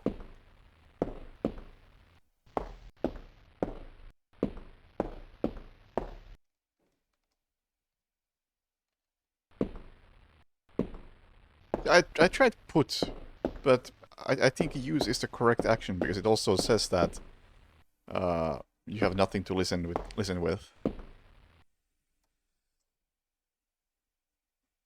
Or maybe hang on, I think I get it, and it's weird. Let's put down the statuette.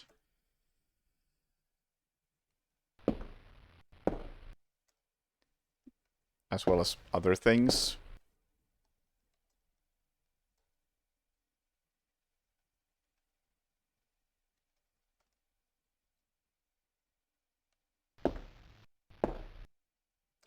Take the gramophone.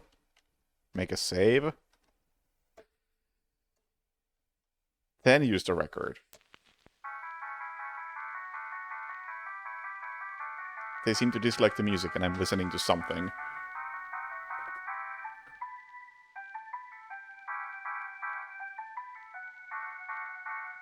Blue Danube.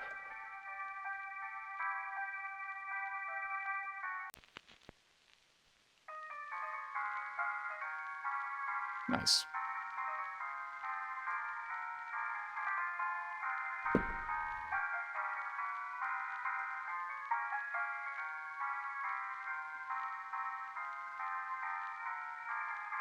Okay, well I can leave the gramophone here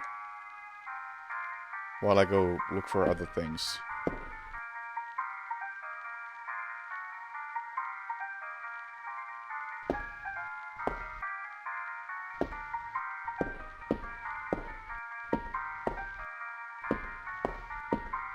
I'm glad I can hear the music all the way here.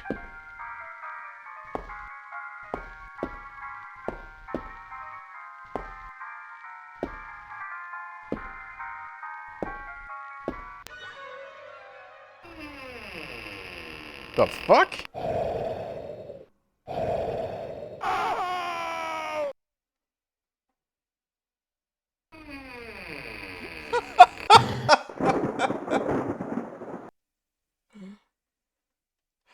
Okay.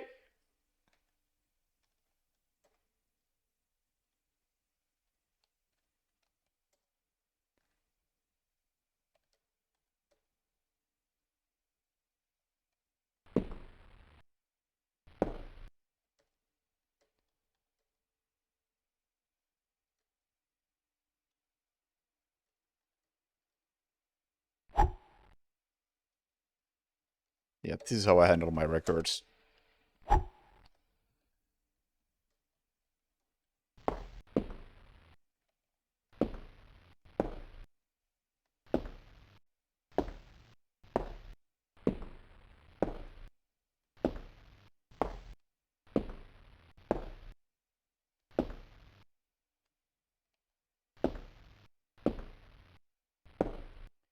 I guess it's time to try to deal with the pirate again.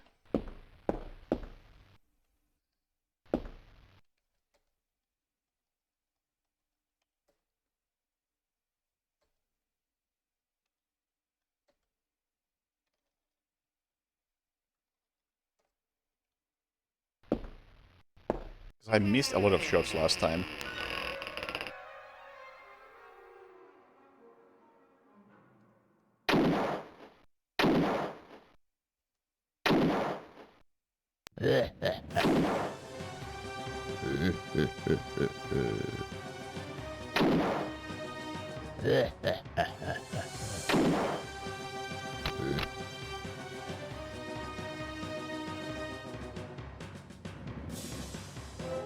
You have no bullets!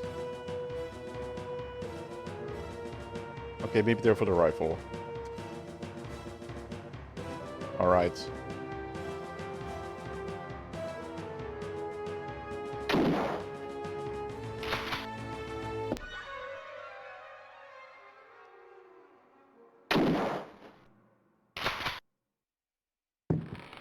I have no idea if I'm doing damage. He might just be dodging everything, which is with the sick backflips. 'Cause I have shot a lot. And he seems to be very okay with it.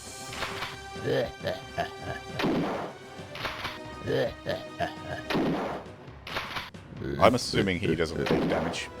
Because he should be dead.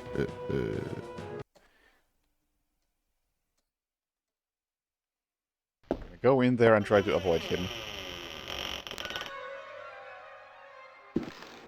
What is this? A book!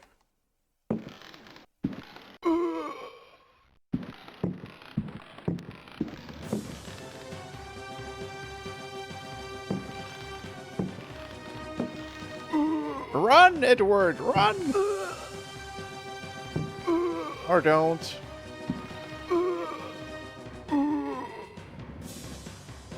Run. My dying moments. Daemonia Particularis, Signs and Rituals, by Heinrich Cassel, Ring Publications. Alright, I have to do this.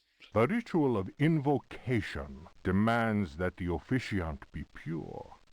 We have already described the complex operations to be followed in order to call those that sleep in superior dimensions. We shall, for the present, limit ourselves to the sign of mutual recognition used amongst their number by adepts of the cult of the Old Ones. The sign also serves as protection when in the presence of a servant of evil. The sign resembles a blessing, save that the first and little fingers are both folded beneath the thumb, whilst the second and third fingers are held up. It would appear that this sign has no effect on adepts of a certain rank, with knowledge of particular secrets contained in the Corpus Demonicus. The use of such signs is not without considerable risk to the user during any attempt to call upon those from without. I see. Can I do this? What is it? First and little finger are both folded beneath the thumb. So can I do this and make the pirate go away? I mean, not right now. I'm a bit dead already. And I don't think the saber is gonna work because the saber. I think the saber is honestly a trap.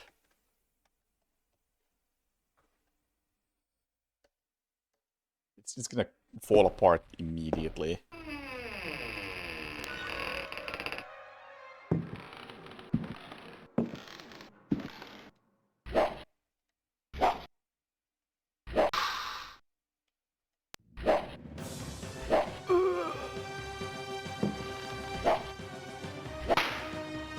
Oh! Oh! Why does this do damage? Rather than fall apart immediately.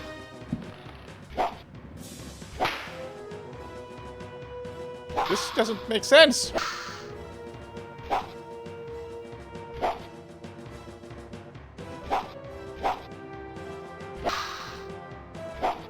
Like, every other time I've tried to use the saber, it would have broken by now.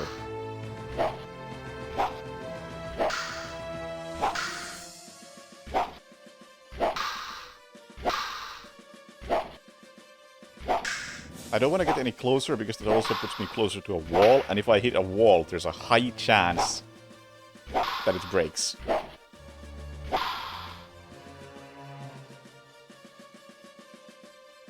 That was dumb that it worked.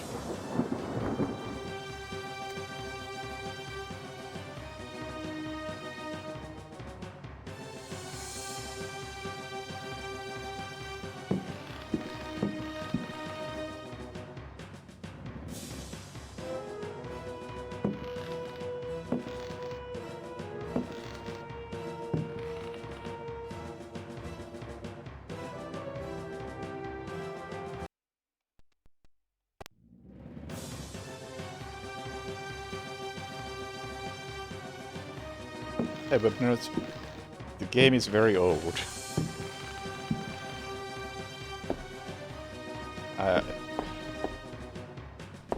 Time has not been entirely kind to it.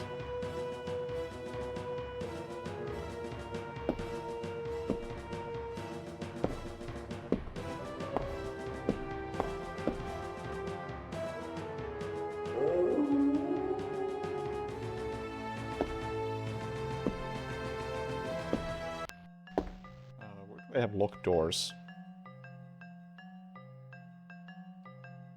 Was there one upstairs?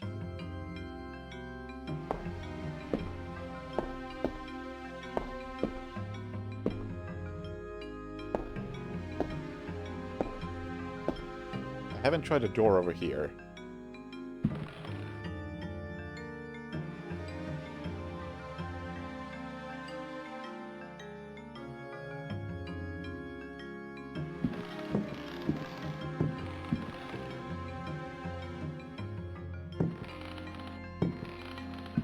Oh!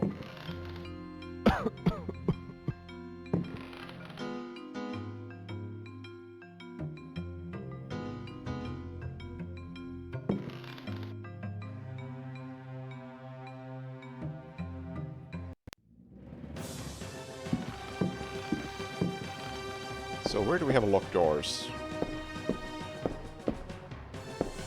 Must have been something upstairs still.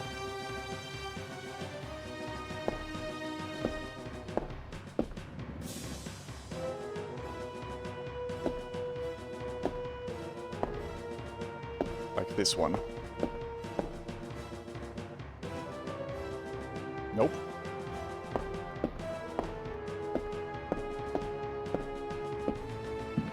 I think I went through all of these places.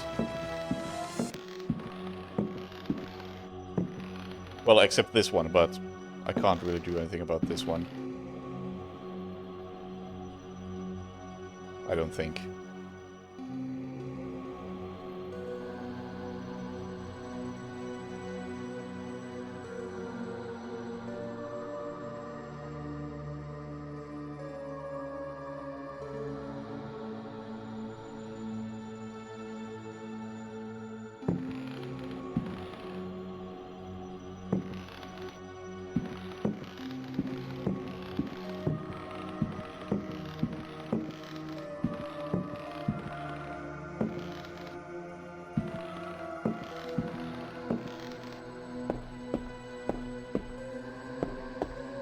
Damn, what have I gotten?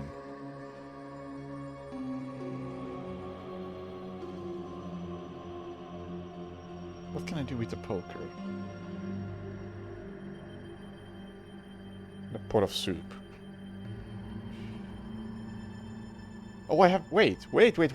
I have 2 keys. I haven't even tried to use this other one.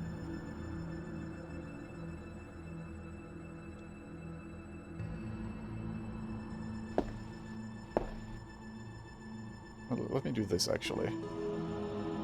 So I have this mystery key that I've forgotten that I have.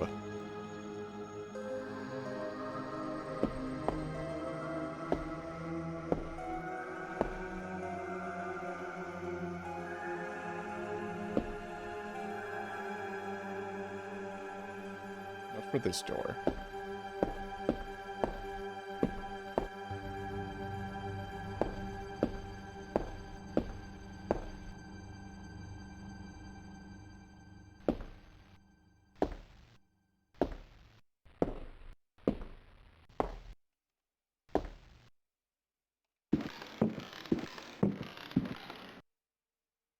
That's nothing.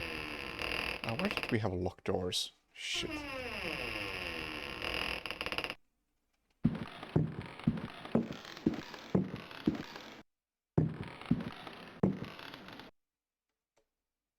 Nope. And taking damage. Oh, just avoided it. Nice.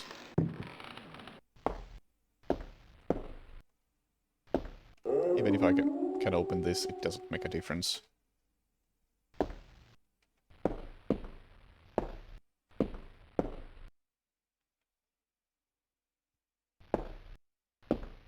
I assume that means that the arrow is for the Indian picture, but then again, I don't have an arrow, so... I mean, I have a bow. I don't have arrows.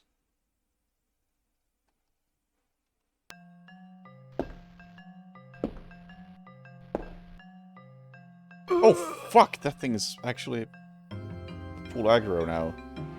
Okay.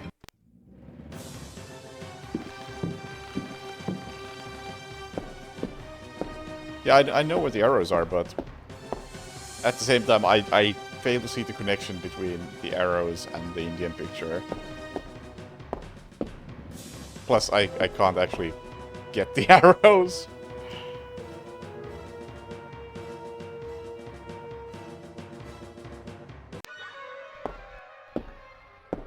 Or can I?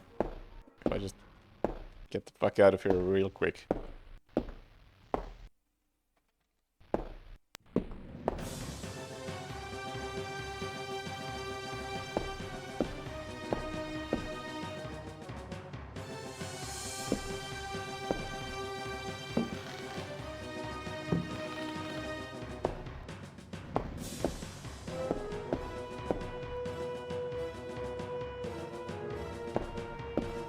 I believe, or at least my theory was that I have to get to the center of that area somehow.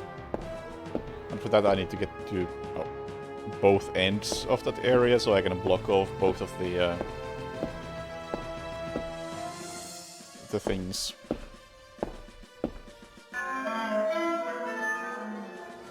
Both of the paintings that attack me.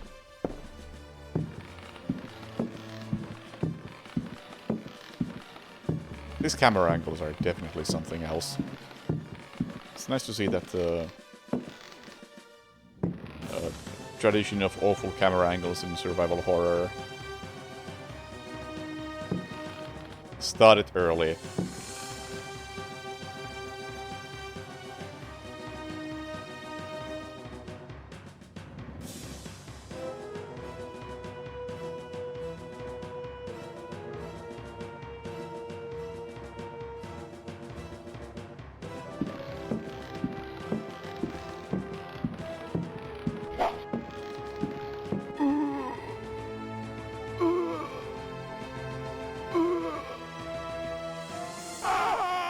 That went supremely well.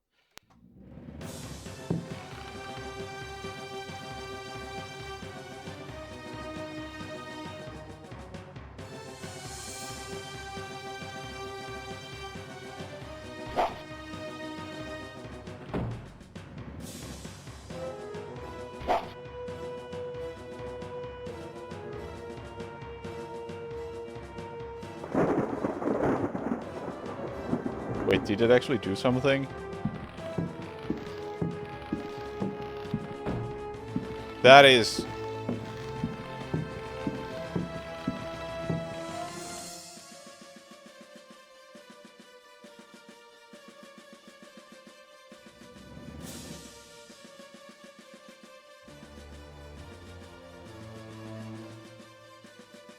I mean, you basically just flat out told me what to do and it still doesn't check out.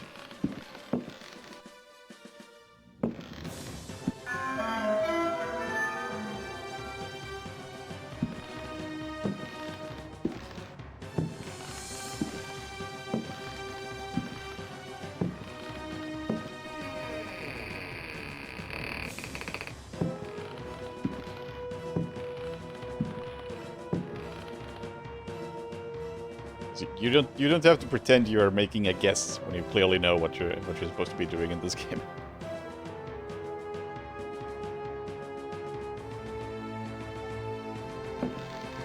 hell yeah, another book. We love those.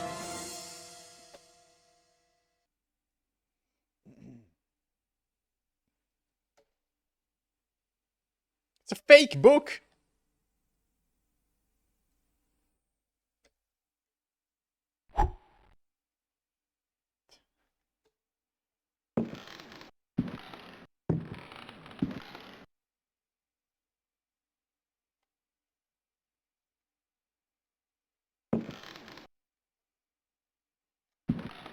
Okay, fair enough. What was the point of this? I got a fake book. What? I can't even do anything with it.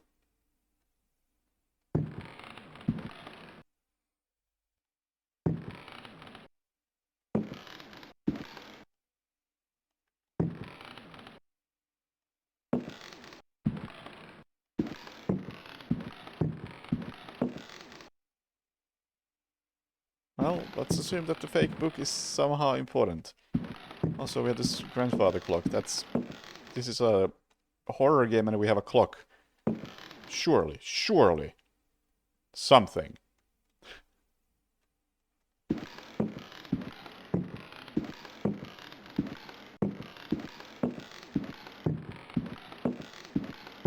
Yeah, I don't think we have a bookshelf though.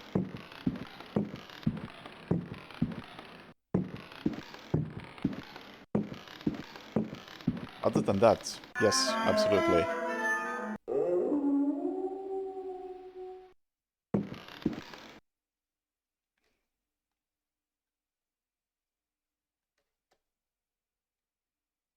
Yeah, no bookshelf over here.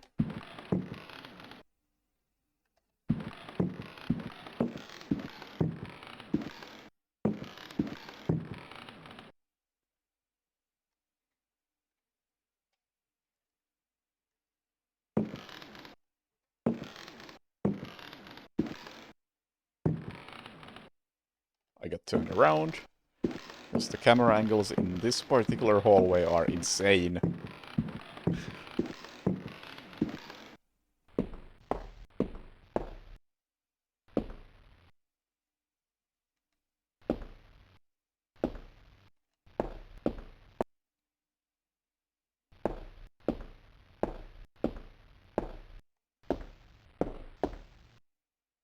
Now we have a problem with this spider situation, though.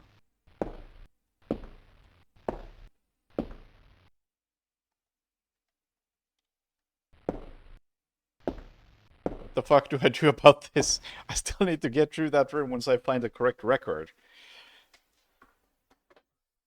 I mean, sure, there are other doors to the room, but don't have a key to them.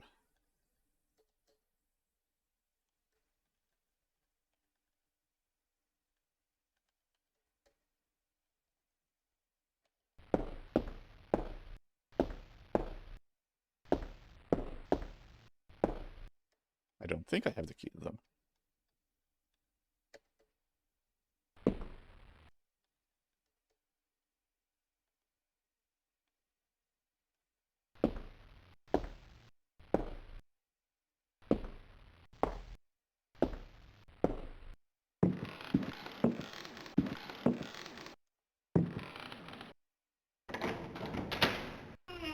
Ah!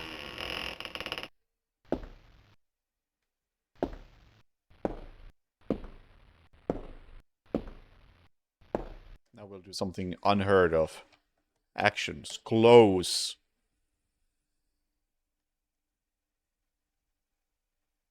Can I not close this door?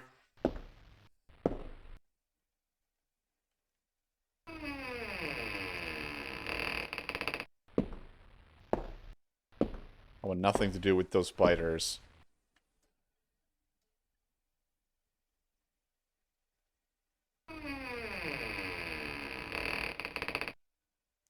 Okay. Still, I need the correct record.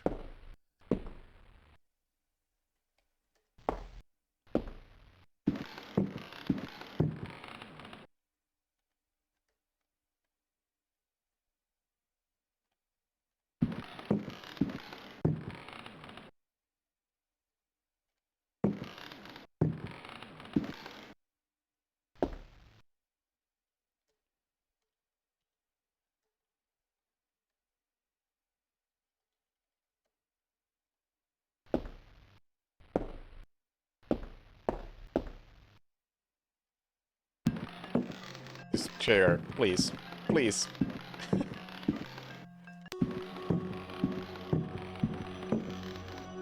I force this door open?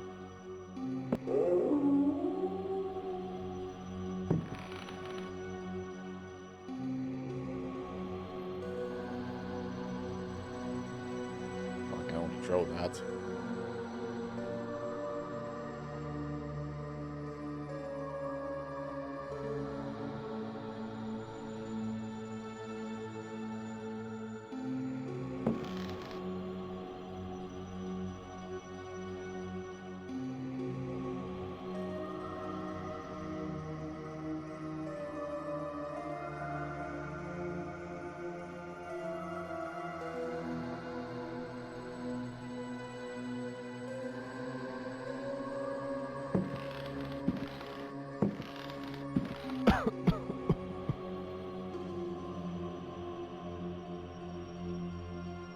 Yeah, well, I guess I'll try to find a bookshelf.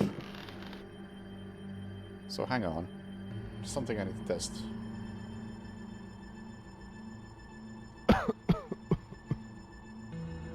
Yes. I think this is stupid, but I think it's correct.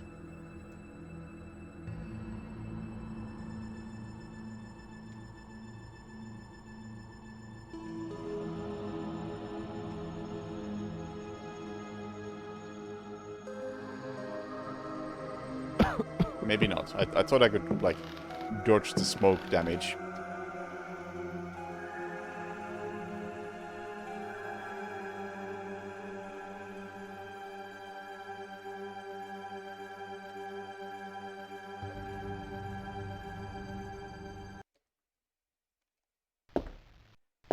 So, bookshelf. Where do we have one?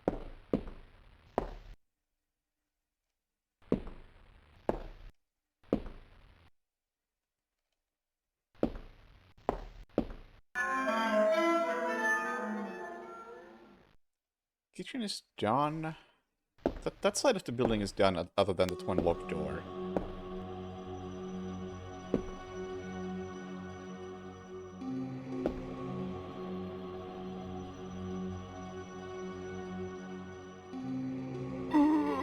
Okay, let's not try to close that door.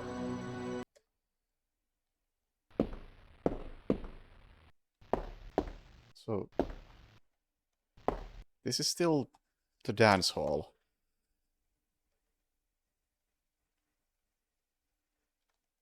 Yet this door remains locked, even though I have a key to the dance hall.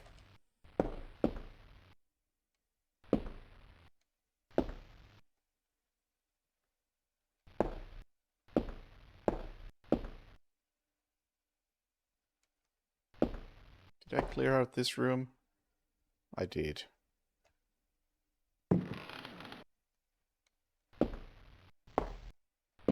Maybe I'm supposed to play something to her, and then that gets me the correct music for the other spooky ghosts.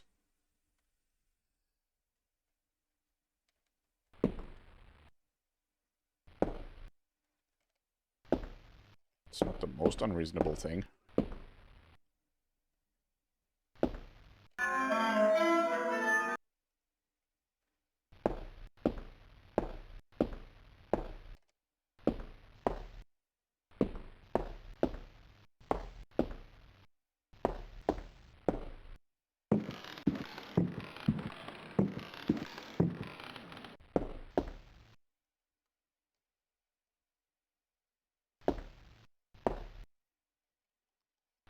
Oh, of course, the voice acting is great, so I have to listen to all of them. Entirely possible I've forgotten something critical, though.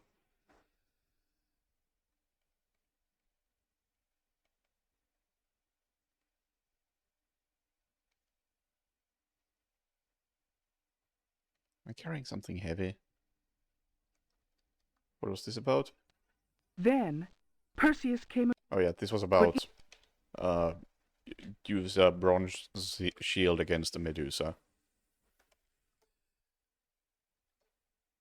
Put that down for now.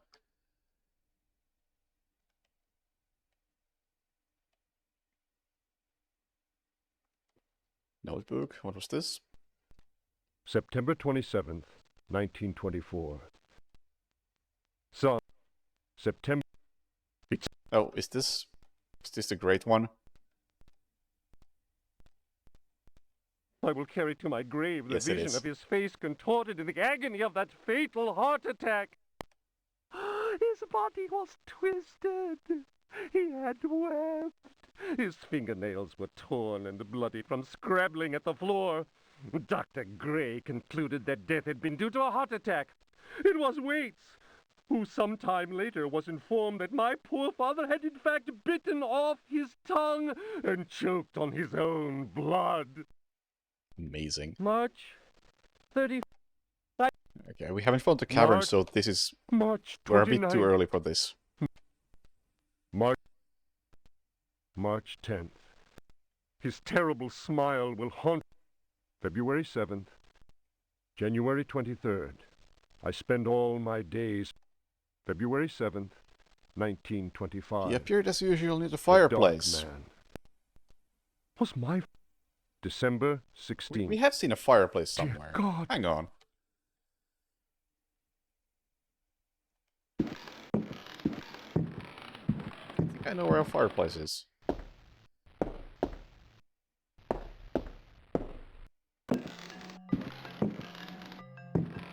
This doesn't make a ton of sense, but... The lamp is already lit. Well, yeah, I know. Poker. No, don't throw... Never mind. So much for my great idea.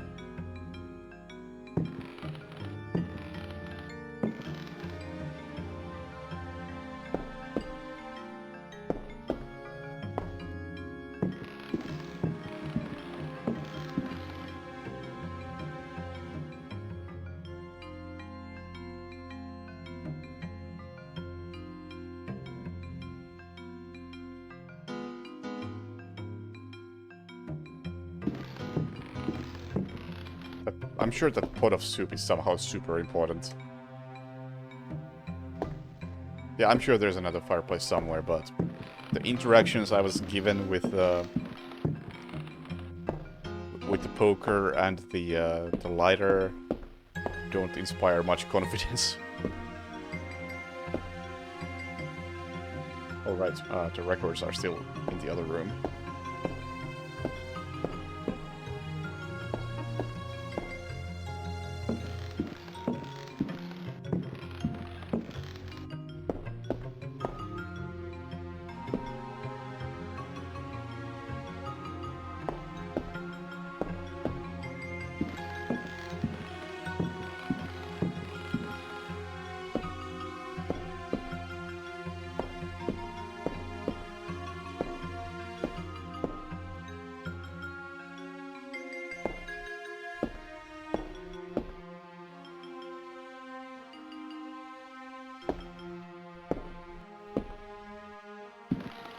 Do you like music?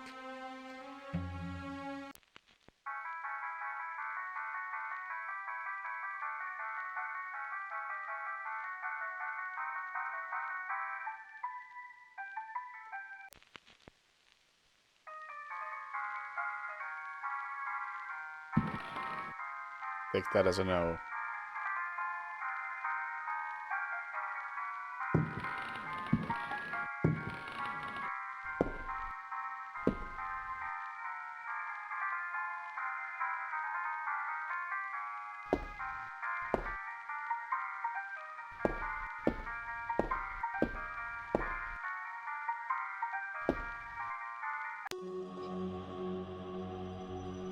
Where else do we have a fireplace? Or a bookshelf? Those are apparently the things I'm most interested in right now.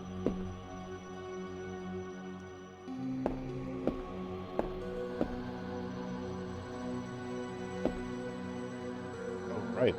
Wasn't this a fireplace? That is a fireplace. That's a problem, though. That's not a good fireplace.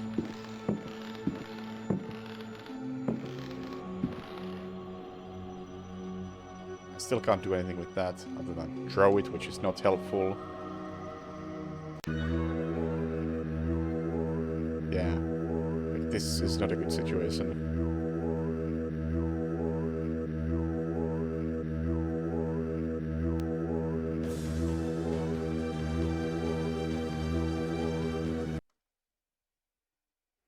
What do I do with the statuette? False book. And, well, I guess the poker.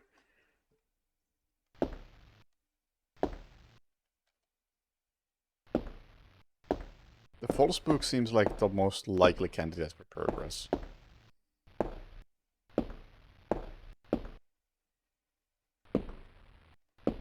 There was some shelf upstairs, I think.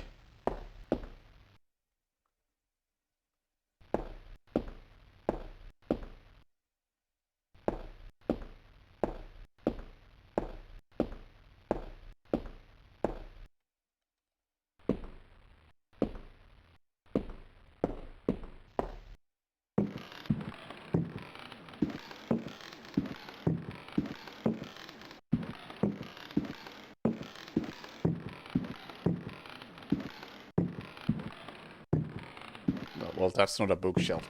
That's what I was thinking of.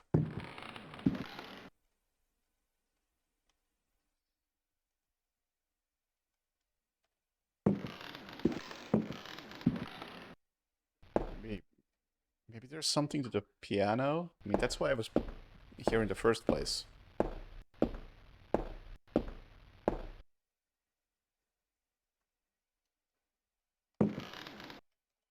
Of course, it would be great if I was actually carrying the statuette with me, if I'm looking for a thing to do with it.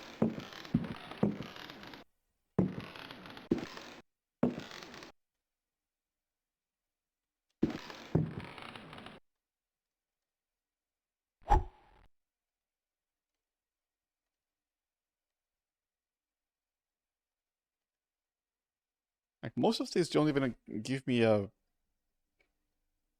real way to use them.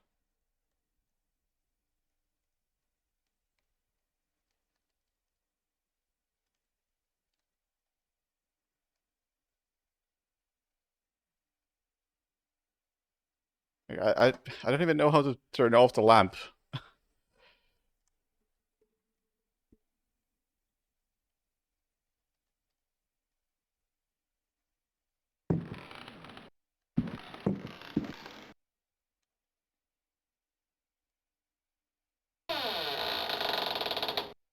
Oh, right, that's where the Indian cover came from.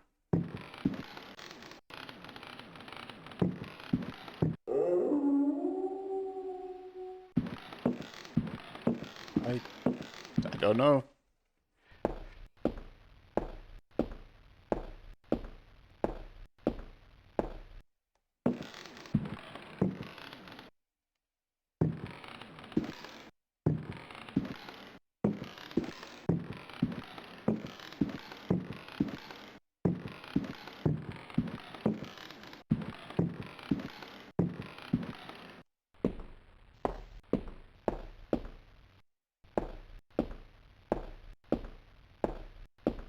I should at least pick up the statuette in case I want to try to do things with it.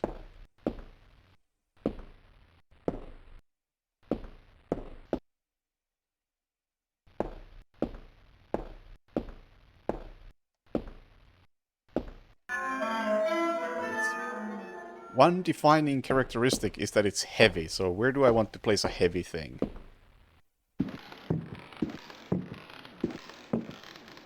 Maybe the trapdoor the zombie came through at the very beginning of the game. Maybe I can break through that with the statuette.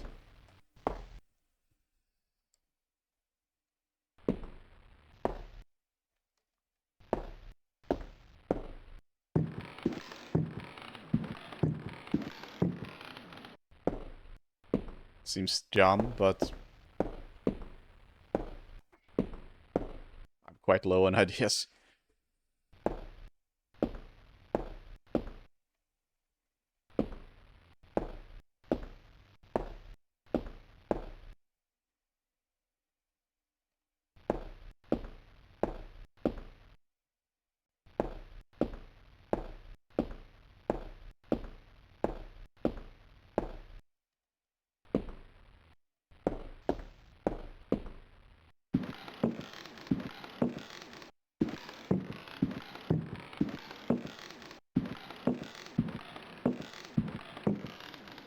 Plus, it's an interaction I can actually do.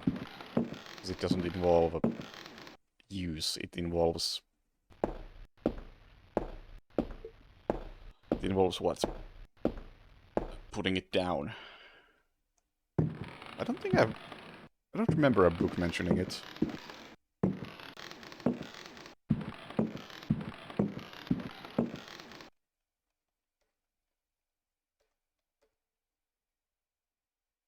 Well, that was optimistic.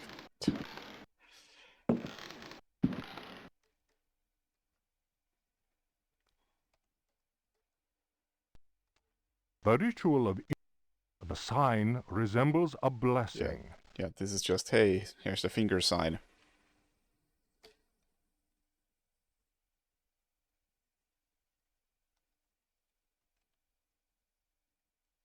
Don't think the notebook had anything on it. September 27th, 19... Some Yeah, this was the only item that this mentioned was the sacrificial dagger.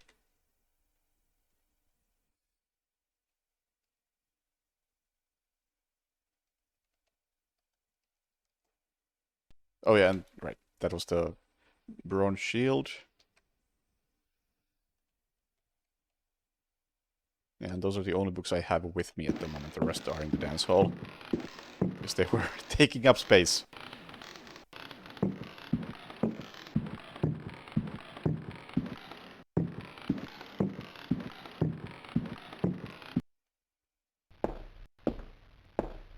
People who worked on this went on to make Twinson's... Oh. You know, I remember watching you play that. And I can absolutely see that. I mean, just look at this animation. It has the same DNA.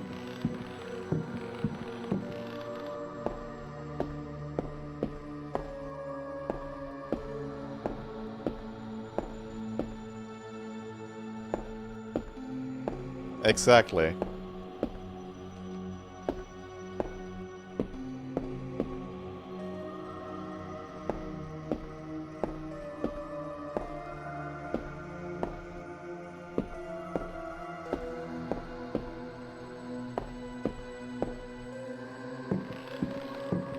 Okay, let's take another look at the books.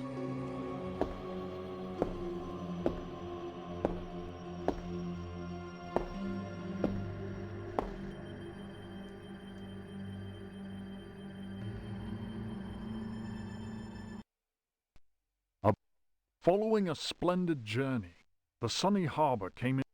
Upon the promise of a few coins, a child has undertaken. One admits to being somewhat flabbergasted. It would be pointless to offer here the cross cast its shadow on the ground. The sea and I don't remember this, so I should maybe offer here the names take a second of the to listen. constellations one perceived in utter clarity. Apart from the interminable length of such a list, one might conceivably risk being charged with exaggeration. The cross cast its shadow on the ground. The sea in the distance was dead calm. Tonight, one will return to that spot and draw those stars. Tomorrow night, this is the nothing. drawings... Such a moon! One lost count of the craters, so sharply was their definition. Loath as one is to seem excessive in one's appraisal, one cannot but feel that the forest clearing is indeed a place outside the common laws of time and space. Surely it is not an hallucination. How strange to consider that idle conversation, some No, research... this is not it anyway. You cannot carry anything else. Oh, God damn it.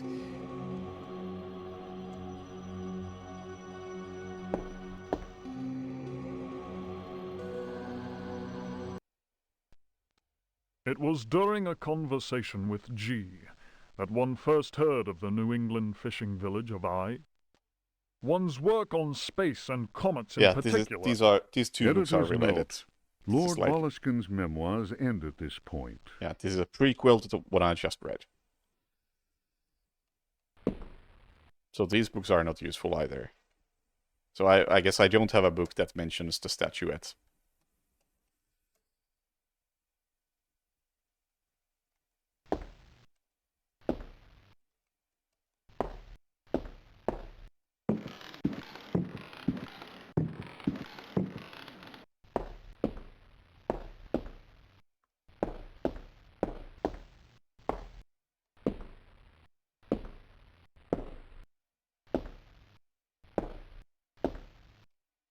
This remains locked, right?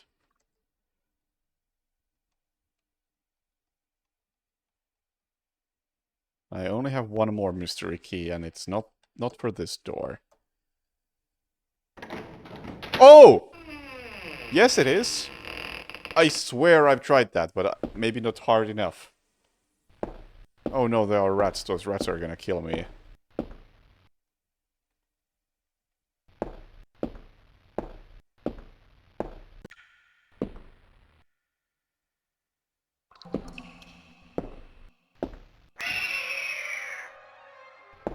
Rats, please don't. I can't fight something so low. I only have... Oh! Oh! Fight! Ah! Look! Yeah! I can fight you just fine, never mind.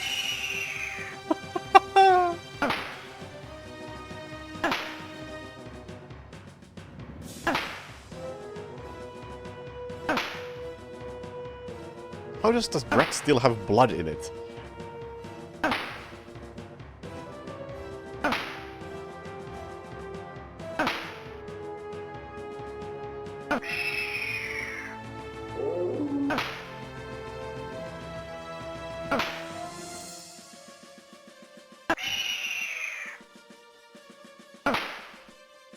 It just keeps coming!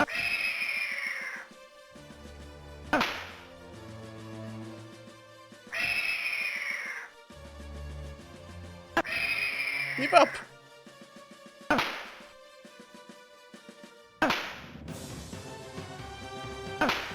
I don't think it's gonna die, even though it's bleeding.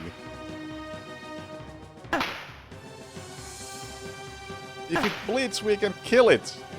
Right?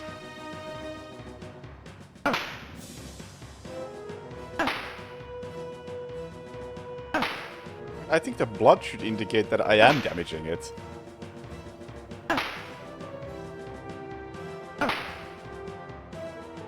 But I have kicked it enough times to admit that it's probably not interested in dying.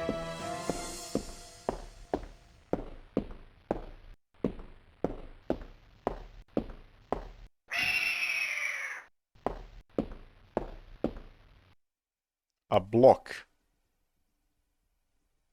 What can I do with a block? I assume this is a door stopper.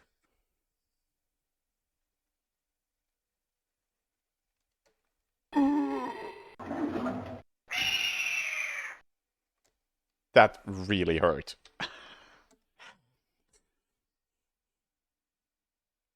I see why the block was there.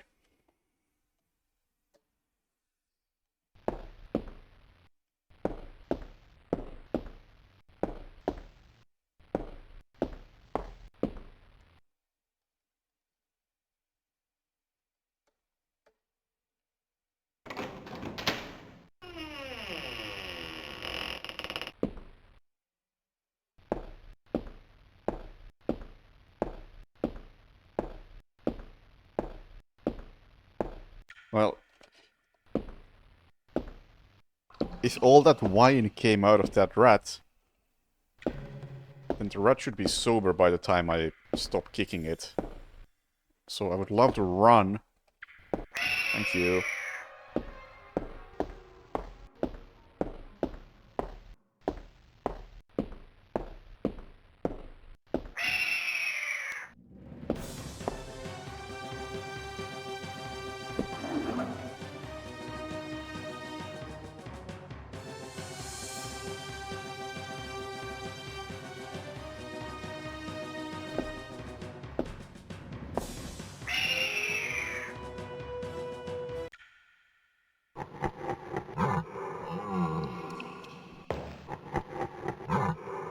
fuck are you? Don't know, but I have a revolver. I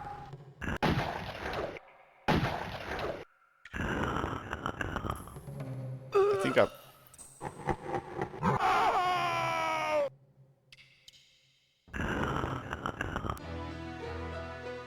I guess I died.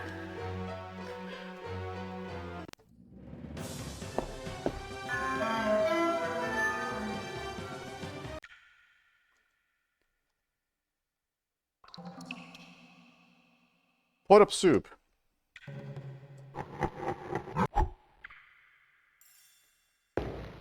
This is my ultimate distraction for you, creature.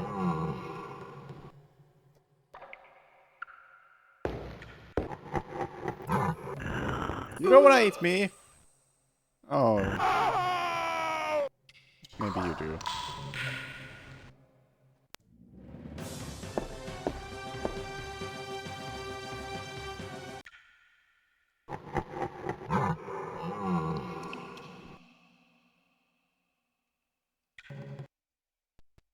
The ritual of invocation. The sign. Oh, this is just a sign.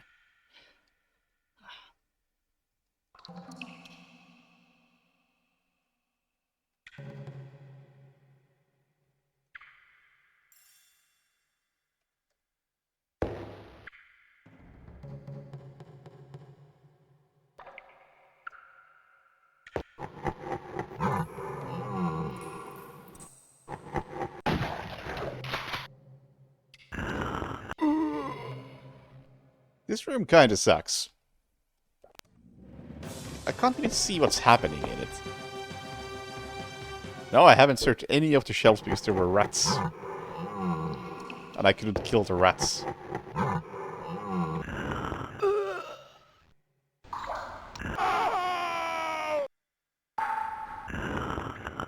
That was next on the agenda in case this didn't work, which quite clearly it didn't.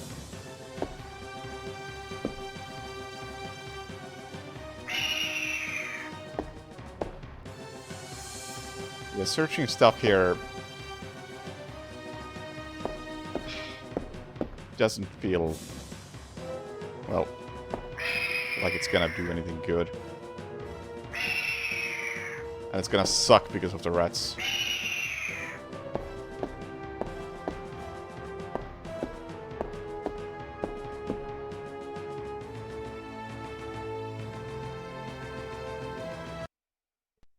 The trial of Captain Pregst, as reported by his faithful companion Elisha Smith, known amongst his fraternity by the awful name of Captain Ellie Hell. Transcribed from the log found aboard the wreck of the frigate Astarte by H. Hartwood. "By all the devils!" roared Pregst, glaring at William, the judge. "Curse it, Will! It'll take much more than every cannon in the blasted navy to make me change me mind. You're the greatest blackguard that ever joined our fraternity. Am I not Pregst, captain of the Astarte, and bloodiest villain in all the 7 seas? Bloody Izek, they call me. And you think I'll tell you where I hid my treasure?" The tribunal of the Corsairs' fraternity murmured at this. Pregst was indeed all he claimed. The judge, One-Eyed William, slammed his fist on the table, and silence was restored. "Shut your mouth, Pregst! You didn't pay the fraternity its rightful share, and that means only one thing. You'll hang by the neck from a yardarm, you scurvy cur! Here's the rope twisted by Satan himself. You threaten me, Will? Many a man better than yourself has lived to regret holding a cutlass in my face. You'll be begging for mercy, mark my words." That shook One-Eyed William, and no mistake. Danny waved his hook in the air and shouted, "Pregst was always a loudmouth. The law says we hang him." The jurors took up the cry, "Hang him!" It was Pregst's turn to slam his fist on the table. He threw back his head and roared with laughter. "You fools! You want to kill what will never die? Try it!" Once more, The assembled corsairs murmured. There was unease in the air. They remembered what happened to Chuck, the gizzard slitter, the man who opened his mouth once too often. It was night, and a bitter wind whipped the New England coast. Snug inside the Dead Horse Inn, one of the Astartes men was talking. His name was Chuck, and his subject was black magic. He told stories of human sacrifices, voodoo rites, and zombies. He told a tale of a time when their luck was down and they were holed up in a Florida swamp. Priggs went missing. When he returned, he shouted, "'Tis the devil that guides us now, me hearties!" Whether that was true or not, the Astarte began taking loot after juicy loot. The favorite song of the Astartes men, "Crash the Bones," was replaced by a new one. A skull, go to port saber, to starboard. Pass over that will, and with death you'll deal. If you cut a rope, cut the right, I hope, or then, I don't mind, the death you will find. This seems probably important.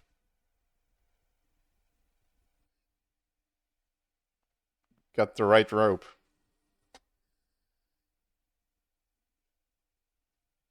Yes? Yes? The next day, as you may have guessed, Chuck's body was found with a dagger plunged between his shoulder blades. Chuck's face was fixed in a ghastly grin. Molten lead had been poured down his throat.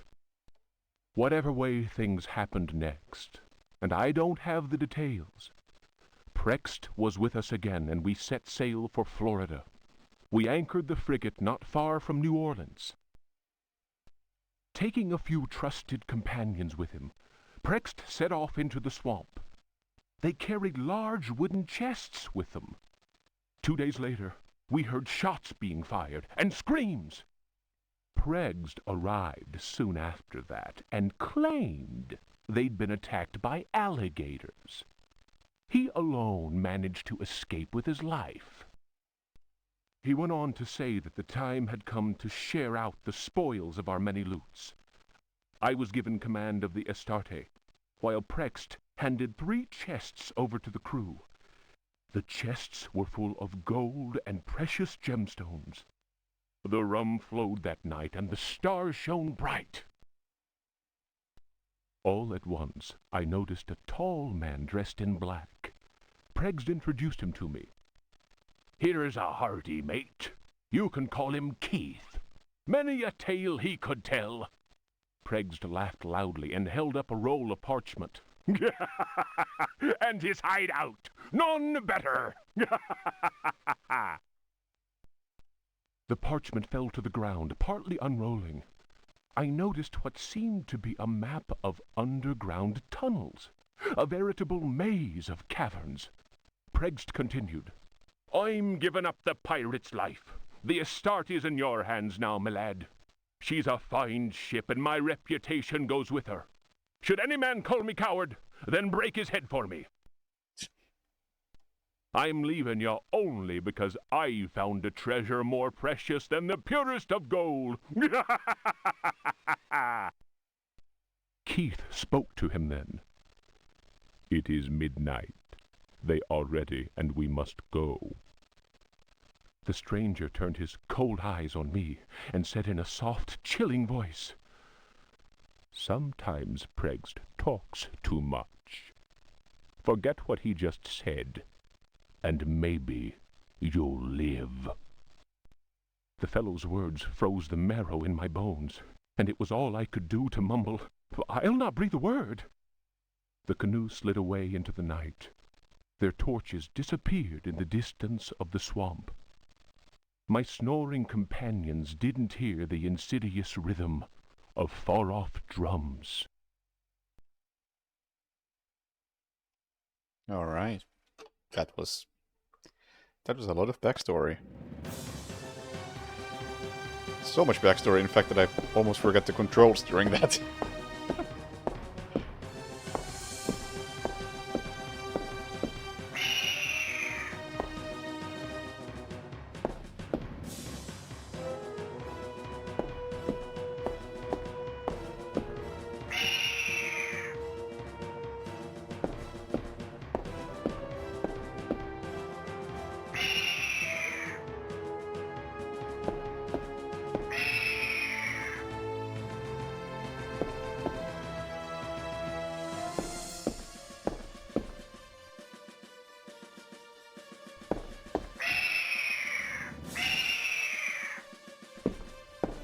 Well, I'm not finding anything else, it seems.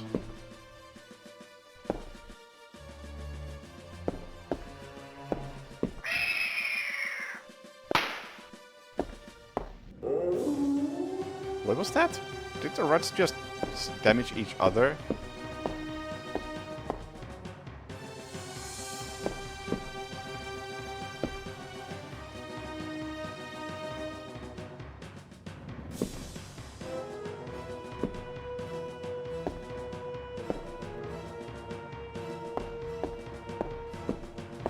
I feel like I'm supposed to use some item on that creature in here.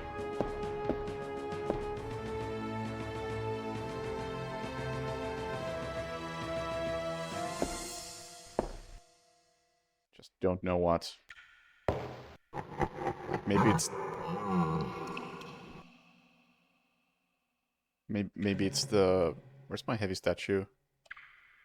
Of course I didn't bring the heavy statue with me.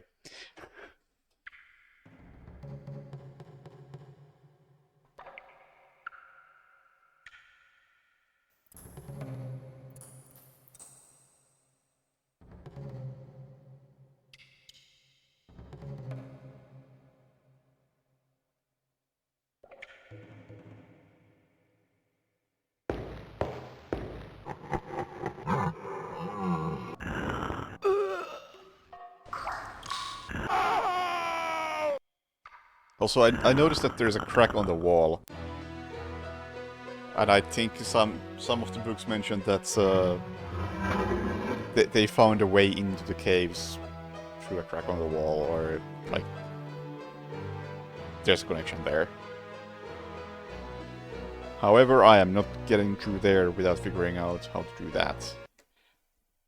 I don't think I have what it takes with me.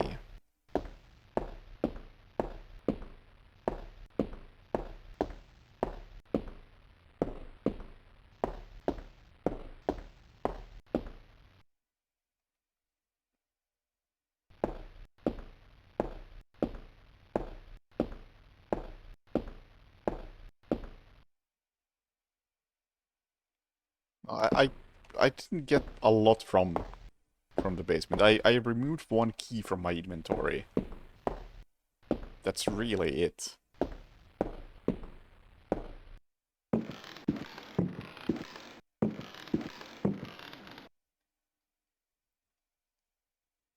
Well, I can just drop some of these keys that I no longer need.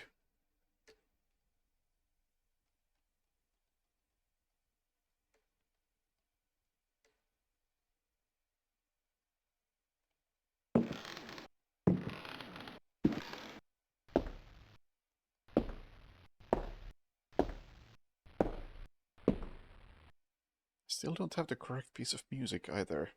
Because I feel like whatever these guys are preventing me from getting might be what I need. I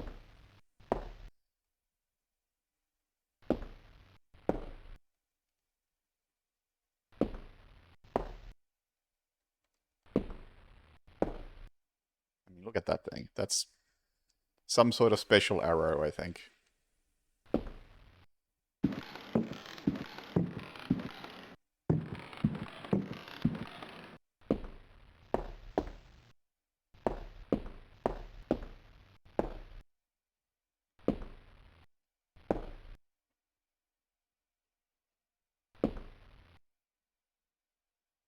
The hollow book is... not hollow book. The fake book is starting to bother me.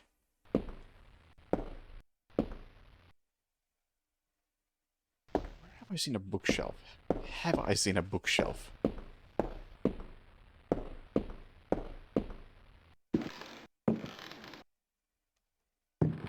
There's a fireplace.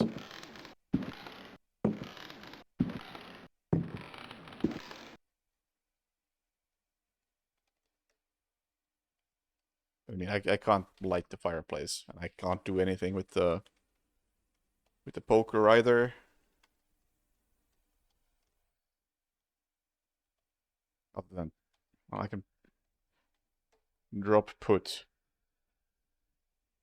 I don't know why I would do that.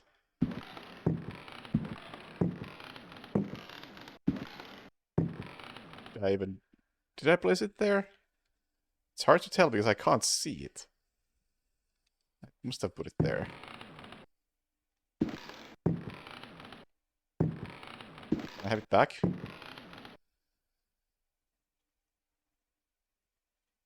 Can I please have it back?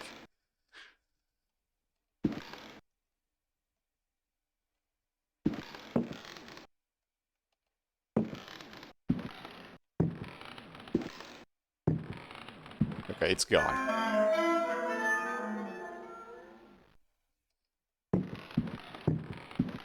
Poker is gone. I won't save, but I'll just check out some of these rooms. Oh, hang on. Is that a thing? Jug. I missed this before. I don't know how it would possibly help.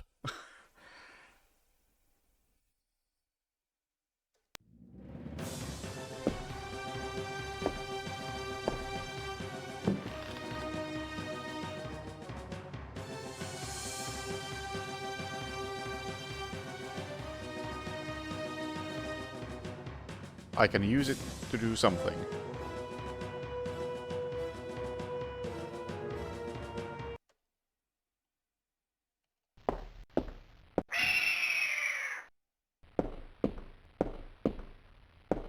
Yeah, I mean, I also have had a flask. I know where liquid is. The flask didn't do anything, which was a disappointment.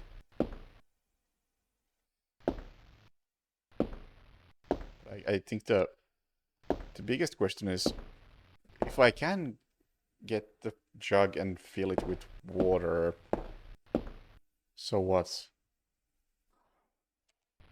What's that gonna do for me?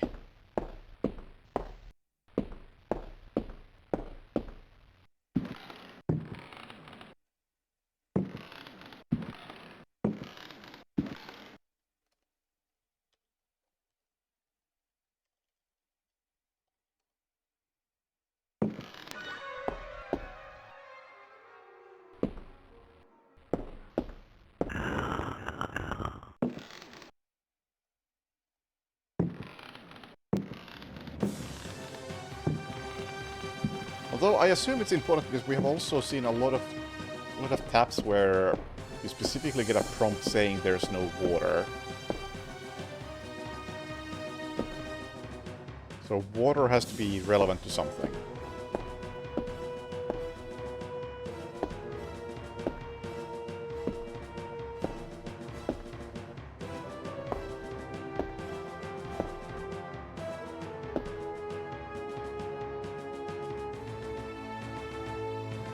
I had to try that while I was here.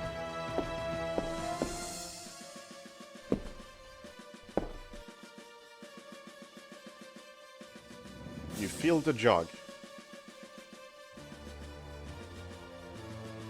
Yeah, I know the... I was thinking of the ashtray as well. But... but why? So what? That seems like a convenience thing rather than progress. And I'll do it because what else am I gonna do?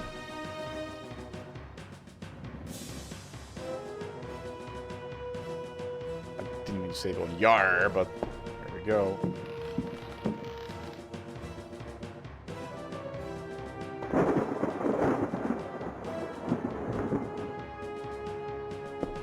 did something. I guess it killed the ashtray.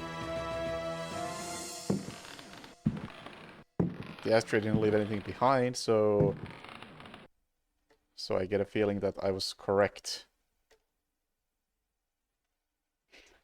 And it was just a convenience thing rather than progress.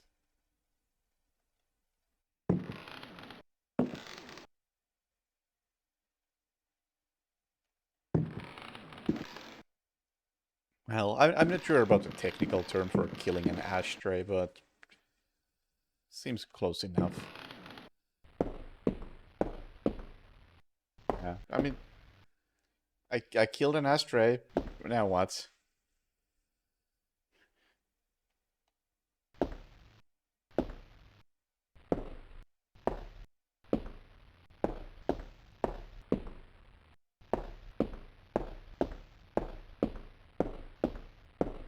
I'll refill the jug just in case.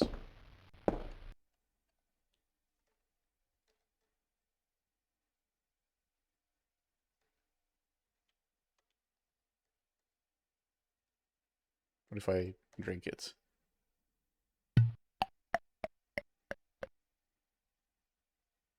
I think I took damage. I have 25 now. Oh, no, I didn't take damage. Okay. But it was as expected. It's not very good water.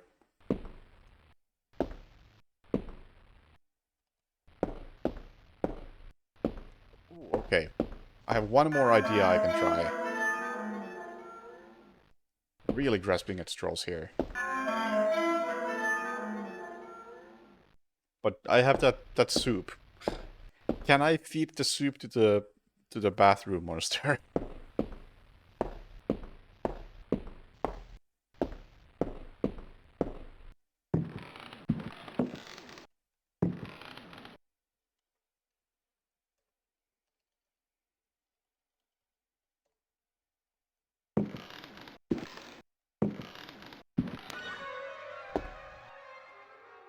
Yeah, I've explored that whole way. I think all the way through.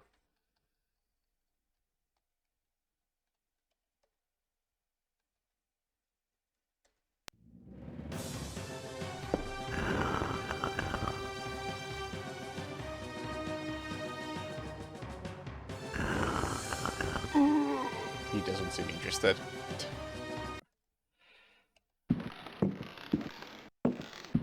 Yeah, I got something from this dark room. At least a book and maybe something else.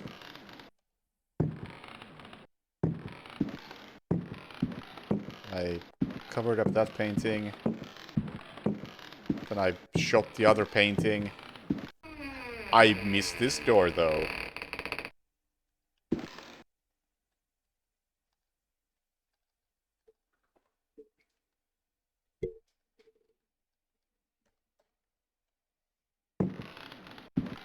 Oh!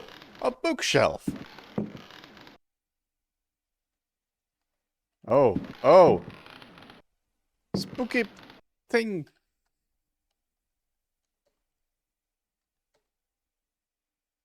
Dude, this is...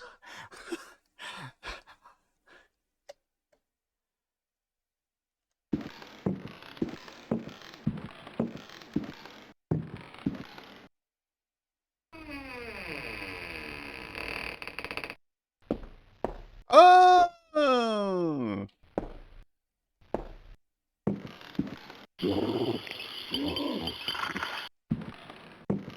We have a whole ass library, but... how do I...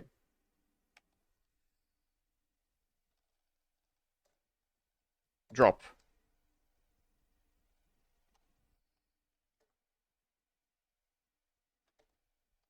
Drop. Okay, good. I can just do that. Pulse book.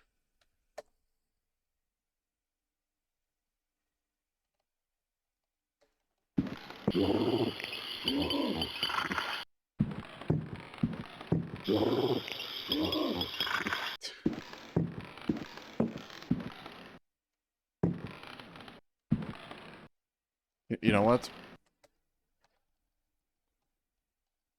This seems right.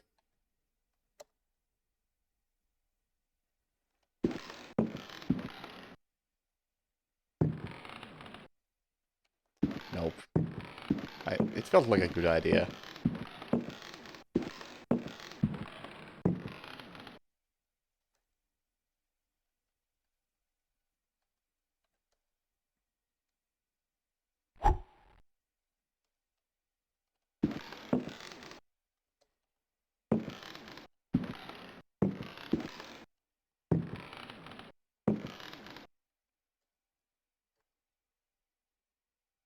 Like, it's a damn shame that this item doesn't have a use prompt. That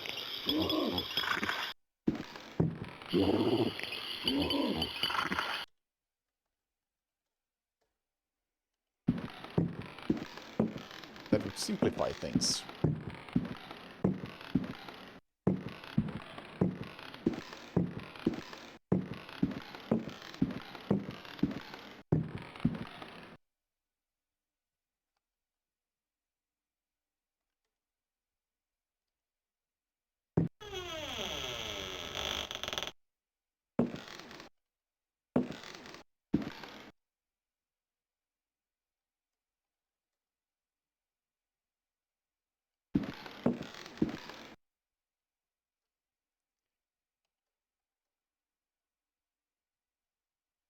So, what am I doing? I didn't even try to interact with this obviously fake bookshelf. Well, now I tried and it's a disappointment.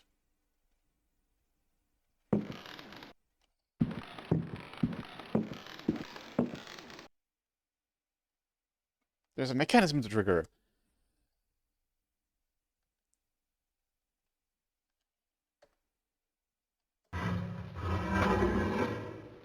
Progress. Run! Run, Edward! And double tapping as hard as I can, and you are not running. Come on, just... Run, you fool!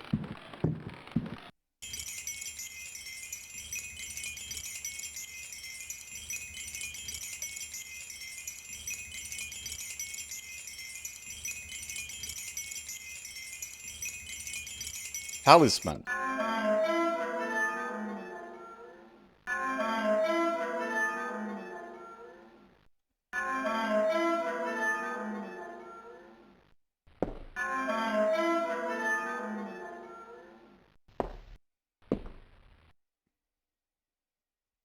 A dagger. I assume this is the dagger that was described in one of those books. Somebody is seeing dreams of it. Or, well, one of those is the correct one. Oh my god. That's a lot of stuff. That's a lot of stuff. You know what I will say about that lot of stuff? I will say that a lot of stuff shall wait until next time when I continue this. This is a fine place to stop. I feel like this was a big step of progress, finding this room. But yeah, this game, it hasn't aged all that gracefully. It's functional. And I can definitely see how this was one of the first survival horror games. But I would say if you want to go to the roots of survival horror and really go back in time, I would say